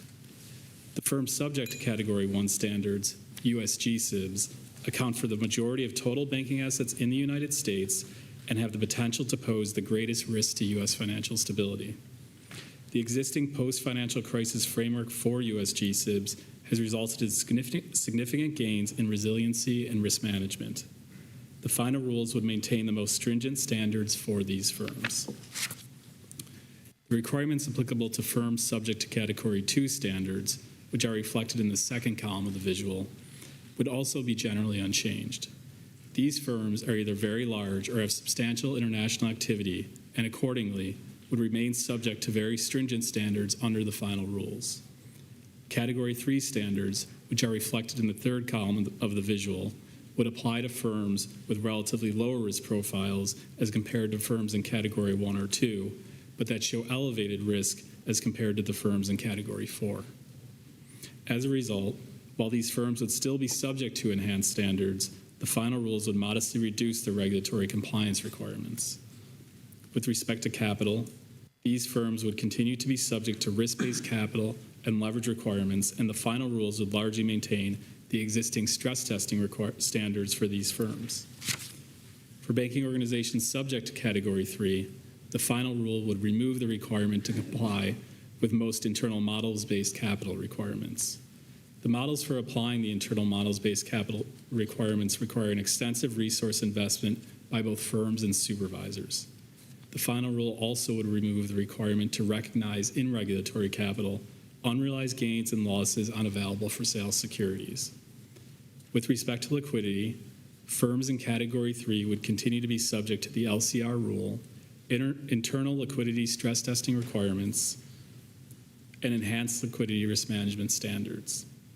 As Asad mentioned, for foreign banking organizations, the LCR rule would be applied to a U.S. intermediate holding company based on the intermediate holding company's risk profile. By contrast, internal liquidity stress testing requirements and enhanced liquidity risk management standards would continue to apply to a foreign banking organization with respect to its combined U.S. operations, consistent with the existing enhanced prudential standards framework. To better align requirements with risks, firms in Category 3 with relatively less reliance on short-term wholesale funding, that is, firms with less than $75 billion in this type of funding, would be subject to a reduced LCR requirement, calibrated at 85% of the full LCR requirement. Other Category 3 firms would be subject to the full LCR requirement. The final rules would include the most significant reductions in regulatory compliance requirements for firms subject to Category 4 standards, as reflected in the fourth column of the visual. With respect to capital, the final rules would continue to apply the generally applicable risk-based and leverage capital requirements to firms in this category. In addition, the rules would reduce stress testing requirements for these firms. Currently, these firms are required to conduct their own company-run stress test twice a year and are subject to the board's supervisory stress test once a year. Under the final rules, these firms would no longer be required to conduct and publicly report the results of the company-run stress test, and the Federal Reserve would subject these firms to the supervisory stress test on a 2-year cycle, rather than annually. Supervisory stress testing on a 2-year cycle would take into account the risk profile of these firms relative to larger, more complex firms. With respect to liquidity, the final rules generally would remove the current LCR requirement for these firms. However, if a holding company has $50 billion or more in weighted short-term wholesale funding, it would be subject to a reduced LCR requirement, calibrated at 70% of the full LCR requirement. The 70% calibration reflects the lower liquidity risk profile of these firms relative to firms subject to the 85% reduced LCR requirement and those subject to the full LCR requirement. Category 4 standards also include quarterly rather than monthly internal liquidity stress testing and simplified liquidity risk management requirements. The firms that would not be subject to LCR requirement have more traditional balance sheet structures, are largely funded by stable deposits, and generally have little reliance on less stable funding. As a result, the internal liquidity stress tests and associated buffer requirement are sufficient to address the liquidity needs of these firms. In general, and as Asad mentioned previously, the final rules would tailor regulatory compliance requirements for firms in accordance with their risk profiles. Next, I will discuss the impact of the final rules. With regard to capital requirements, the final rules would not modify regulatory capital requirements for firms that would be subject to Category 1 or Category 2 standards. For firms that would be subject to Category 3 or Category 4 standards, however, staff expects the final rules to lower capital requirements under current conditions and reduce compliance costs. Staff expects the final rules to slightly lower capital requirements by approximately 0.6% of their total risk-weighted assets. Staff also expects reduced compliance costs for banking organizations in Category 3 and 4 compared to current capital requirements. The individual impact on capital levels for these firms could vary under different economic and market conditions. Liquidity requirements also remain largely unchanged for firms subject to Category 1 or 2 standards. For firms with assets over $100 billion, Staff estimates that total liquidity requirements would decrease by approximately 2%. Staff also expects reduced compliance costs for firms in Category 3 and 4 compared to current liquidity requirements. Turning briefly to another matter before the board today, staff is also seeking the board's approval of a separate proposal that would invite public comment on revisions to the methodology for determining the fees imposed on large bank holding companies and savings and loan holding companies for the estimated cost of their supervisory and regulatory programs for these firms, consistent with the Economic Growth, Regulatory Relief, and Consumer Protection Act. This concludes staff prepared remarks. My colleagues and I would be pleased to answer your questions. Thank you. So I thought the way we'd proceed is there'll be an opportunity for questions about this presentation. Then we'll have the second presentation. There'll be another opportunity for questions about that one. And following that, we'll have an opportunity to state our positions and offer comments. Okay? And I'll ask a question. I have a question about stress testing. So these rules would remove the requirement for company-run stress tests. This is for Category 4, obviously. And in addition, some firms would be on a 2-year supervisory stress testing cycle. Can you talk about why we think those changes are appropriate, and also how will supervision ensure that firms are managing the risks throughout the 2-year cycle, now that the stress tests are only going to be every other year for these Category 4 firms? So you're correct. The final rules will remove some of the specificity of the requirements for how firms perform their own stress tests as part of their capital plan, as well as public reporting requirements. But it won't remove the Federal Reserve's long-standing expectation that firms conduct capital planning. So on an annual basis, we conduct a review of capital planning process. That will continue just as it is now, where we looked at the governance as well as the internal controls and risk management over capital planning for Category 4 firms. Okay. One other question. We've got 4 categories, and so there's the potential for cliff effects, as we know. Is that just that's an inherent part of the system, and we're okay with it, or are we going to manage that issue? How do we think about the potential cliff effects between yes. them? So overall, as my colleagues have mentioned, the tailoring framework is intended to align the regulatory requirements that apply to a firm with its risk profile in a transparent way. It's also intended to incentivize firms to reduce their risk profiles. So for example, the framework is intended to incentivize firms to reduce their asset size, to lower their reliance on less stable funding, and that can lead to concentrations of firms below particular levels.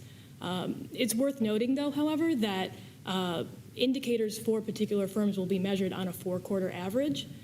Use of a 4-quarter average will be a more accurate measurement of a firm's risk profile over a longer term, and therefore it'll take into account fluctuations in activities, business practices, and the like. Okay, thank you. Any questions, Vice Chair Clarida? Yeah, one question. Thank you, Mr. Chair, and thank you to the team for hard work over many months on this. Can you speak briefly about what aspects of the final rules reflect our discretion versus being required by the new law? Sure. So as we've said a number of times, the final rule works to better align our requirements to the risk profile of firms. It also implements certain elements of S2155, including by raising the sort of minimum threshold for application from 50 to at least 100, right? And then, as you may remember, the law provided the board with the discretion to apply standards in that 100 to 250 band. And this framework would establish a way of doing that, taking into consideration all of the risk profile. Thank you. Vice Chair Quarles? Your questions are answered, I imagine. Exactly. At this point, if I had questions, that should be some cause for alarm. Governor Brainerd?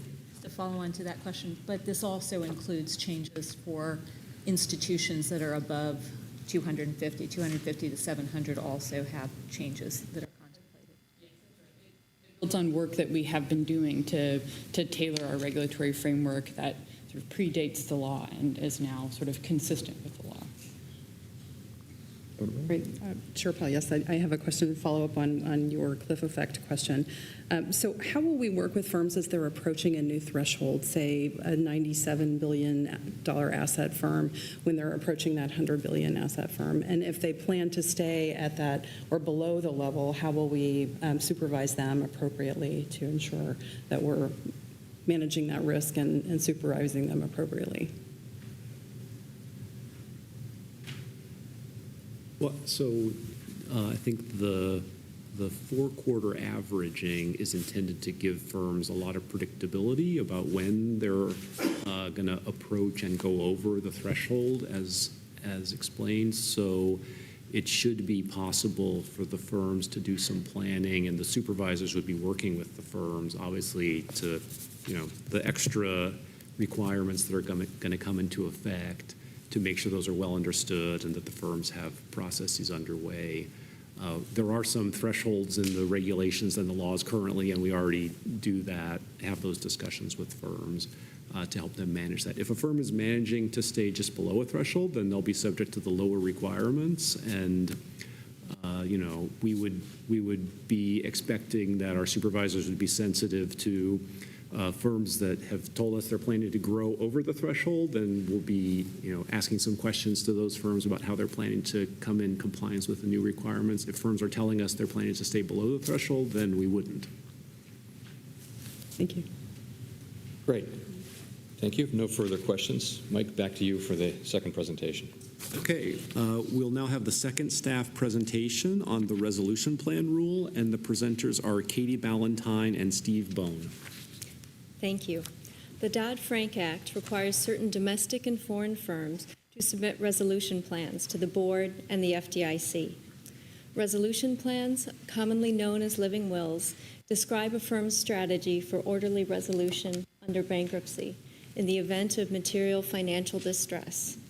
In April 2019, the board and the FDIC invited comment on a proposal to amend the resolution planning rule. The proposal was designed to tailor application of the resolution planning rule based on firm size, complexity, and scope of operations. The final rule under consideration by the board today maintains the most stringent requirements for firms whose material financial distress or failure would pose the highest degree of risk to U.S. financial stability, and tailors the requirements for other firms commensurate with their resolution risk profile, activities, and resolution strategies. The final rule is largely similar to the proposal, with a few changes made in response to comments. I will describe the submission cycles and resolution plan filing groups under the final rule, and Steve Bone will then explain the content of full, targeted, and reduced plans under the final rule and key differences between the proposal and the final rule. Like the proposal, the final rule would modify the current annual filing requirement by providing each filer at least 2 years between resolution plan submissions. Under the current rule, the agencies have regularly needed to extend the annual requirement to provide additional time for plan preparation and review. The final rule's longer filing cycles are expected to allow sufficient time for the agencies to develop feedback and for the firms to incorporate the feedback in their future submissions. Commenters supported elimination of the annual filing requirement. The largest, most complex firms will have a 2-year cycle consistent with current practice, and all of the other filers will have a 3-year cycle. I direct your attention to the first page of the resolution presentation materials and Exhibit A, entitled Resolution Plan, Expected Resolution Plan Filing Groups. First filing group is the U.S. GSIBs, firms subject to Category 1 standards. These are the firms in the far left column of the visual. The U.S. GSIBs would submit a plan every other year, alternating between full and targeted plans. The 2-year submission cycle would formalize the agency's current practice for the U.S. GSIBs. And as Steve will discuss in more detail, staff believe the targeted plan elements constitute the key information needed to assess firms' resolvability. The next filing group is firms subject to Category 2 or Category 3 standards, the middle column on the visual. These firms would file a resolution plan every 3 years. Like the U.S. GSIBs, these firms' resolution plan submissions would alternate between full and targeted plans. Compared to the U.S. GSIBs, the domestic and foreign firms in this group are generally smaller and engage in less complex activities with a lower systemic risk profile. Accordingly, the final rule adopts a longer filing cycle for these firms while retaining the full and targeted plan requirements. The third group is foreign firms with $250 billion or more in global assets, not subject to Category 1, 2, or 3 standards. They would file reduced plans every 3 years. Most of these firms have a limited U.S. presence. Given their limited U.S. operations and fewer interconnections with other U.S. market participants, the final rule retains the proposal's longer filing cycle. Like the proposal, the final rule would no longer apply resolution planning requirements to smaller and less complex domestic and foreign firms with total assets less than $250 billion and risk-based indicators below the Category 1, 2, or 3 thresholds. In reviewing these firms' previous plan submissions, the agencies have not identified deficiencies or shortcomings that required remediation. Generally, these domestic firms have simpler legal structures and limited non-banking operations. The foreign firms in this group generally have limited U.S. operations, often consisting of a single branch, which would not be resolved through bankruptcy. Accordingly, resolution plan submissions do not seem warranted given these firms' limited U.S. presence and activities. Consistent with the proposal, the final rule also includes changes to the provisions of the rule regarding critical operations, including a new requirement that firms develop and maintain a process to assess periodically whether their operations are critical to U.S. financial stability. These changes are intended to improve the identification of critical operations. I will now turn to my colleague Steve Bound, who will discuss the content of resolution plan submissions. Thank you, Katie. As Katie noted, the final rule would identify 3 types of resolution plans: full plans, targeted plans, and reduced plans. Exhibit B to the resolution presentation materials before you contains a visual that summarizes the content requirements for full and targeted plans under the final rule, which are unchanged from the proposal. The left column of the visual lists the information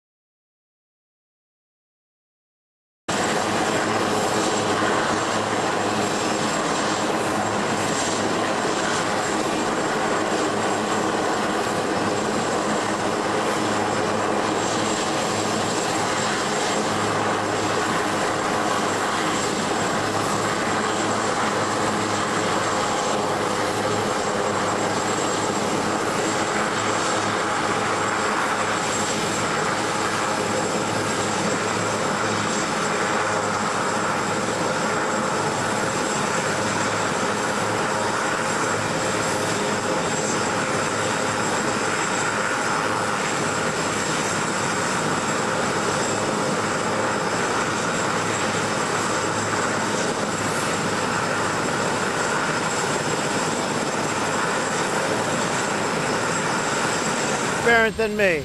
So you have a transcript. And in this case, you also have the president of Ukraine confirming that absolutely it was a perfect conversation. But the Democrats have committed crimes because they made up the conversation. The whistleblower was wrong. No, I don't think people should be allowed. You have to run a country. I don't think you should be allowed to do that. Mr. President, sir.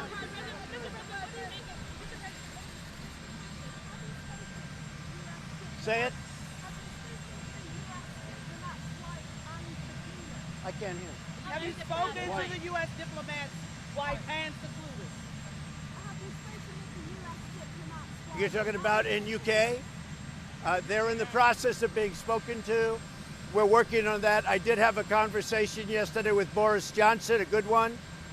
And we're talking about diplomatic immunity. It's a very interesting situation.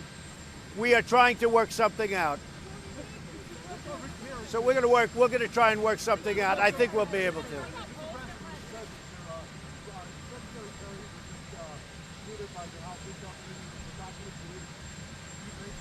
How many people can they talk to? We had a simple conversation. Everybody knows what the conversation was because I gave it immediately when I heard about it. The whistleblower, who seems to be a Democrat that's involved with a lot of people, gave a false interpretation of the conversation because we have the conversation. The president of Ukraine just said just now that the conversation was absolutely perfect. No problem. It was a very good conversation. So I don't know why they'd be calling Rick Perry. I don't know why they'd be calling all these people. It's a very bad situation for our country. Were you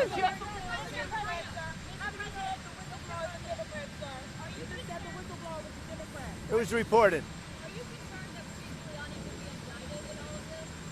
Well, I hope not. Again, I don't know how he knows these people. What? Okay, well, then they're clients. I mean, you know, he's got a lot of clients. So I just don't know. I haven't spoken to Rudy about it. I don't know. On China, sir. I will say this, from what I heard, I just heard about this. They said we have nothing to do with it. We have nothing to do with it. Mr. President, on China, were you joking when you asked China to investigate the Bidens? Was I what? Were you joking when you asked China to investigate? China Yes has or no? to do whatever they want. If they want to look into something, they can look into it. If they don't want to look into it, they don't have So to. you're serious? Frankly, as far as I'm concerned, if China wants to look into something, I think that's great. And if they don't want to, I think that's great too. That's up to China. Yeah.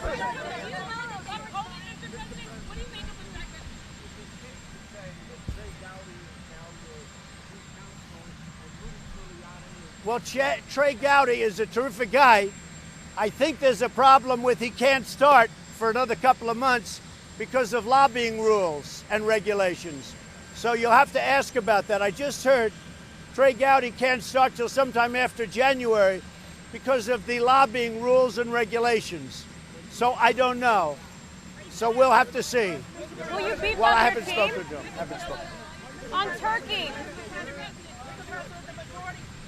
Go ahead. Which of the three choices on Syria that you just articulated do you think you will follow? Perhaps the last one, I hope. I hope the last one. Of the three, I hope it's going to be the last one. Look, we have no soldiers in Syria. We've won. We beat ISIS, and we beat them badly and decisively. We have no soldiers. The last thing I want to do is bring thousands and thousands of soldiers in and defeat everybody again. We've already done that.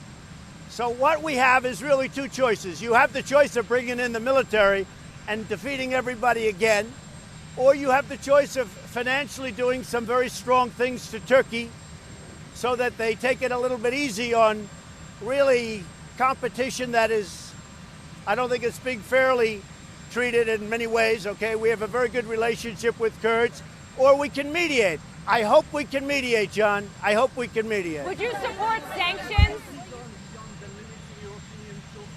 Say it. Turkey knows where I stand. And the last thing, okay, very simple. We had a big victory. We left the area. I don't think the American people want to see us go back in with our military, go back into that area again. We won. We left the area. I don't think we want to go back in. Let's see what happens. We are going to possibly do something very, very tough with respect to sanctions and other financial things. So you would support sanctions? You would support them?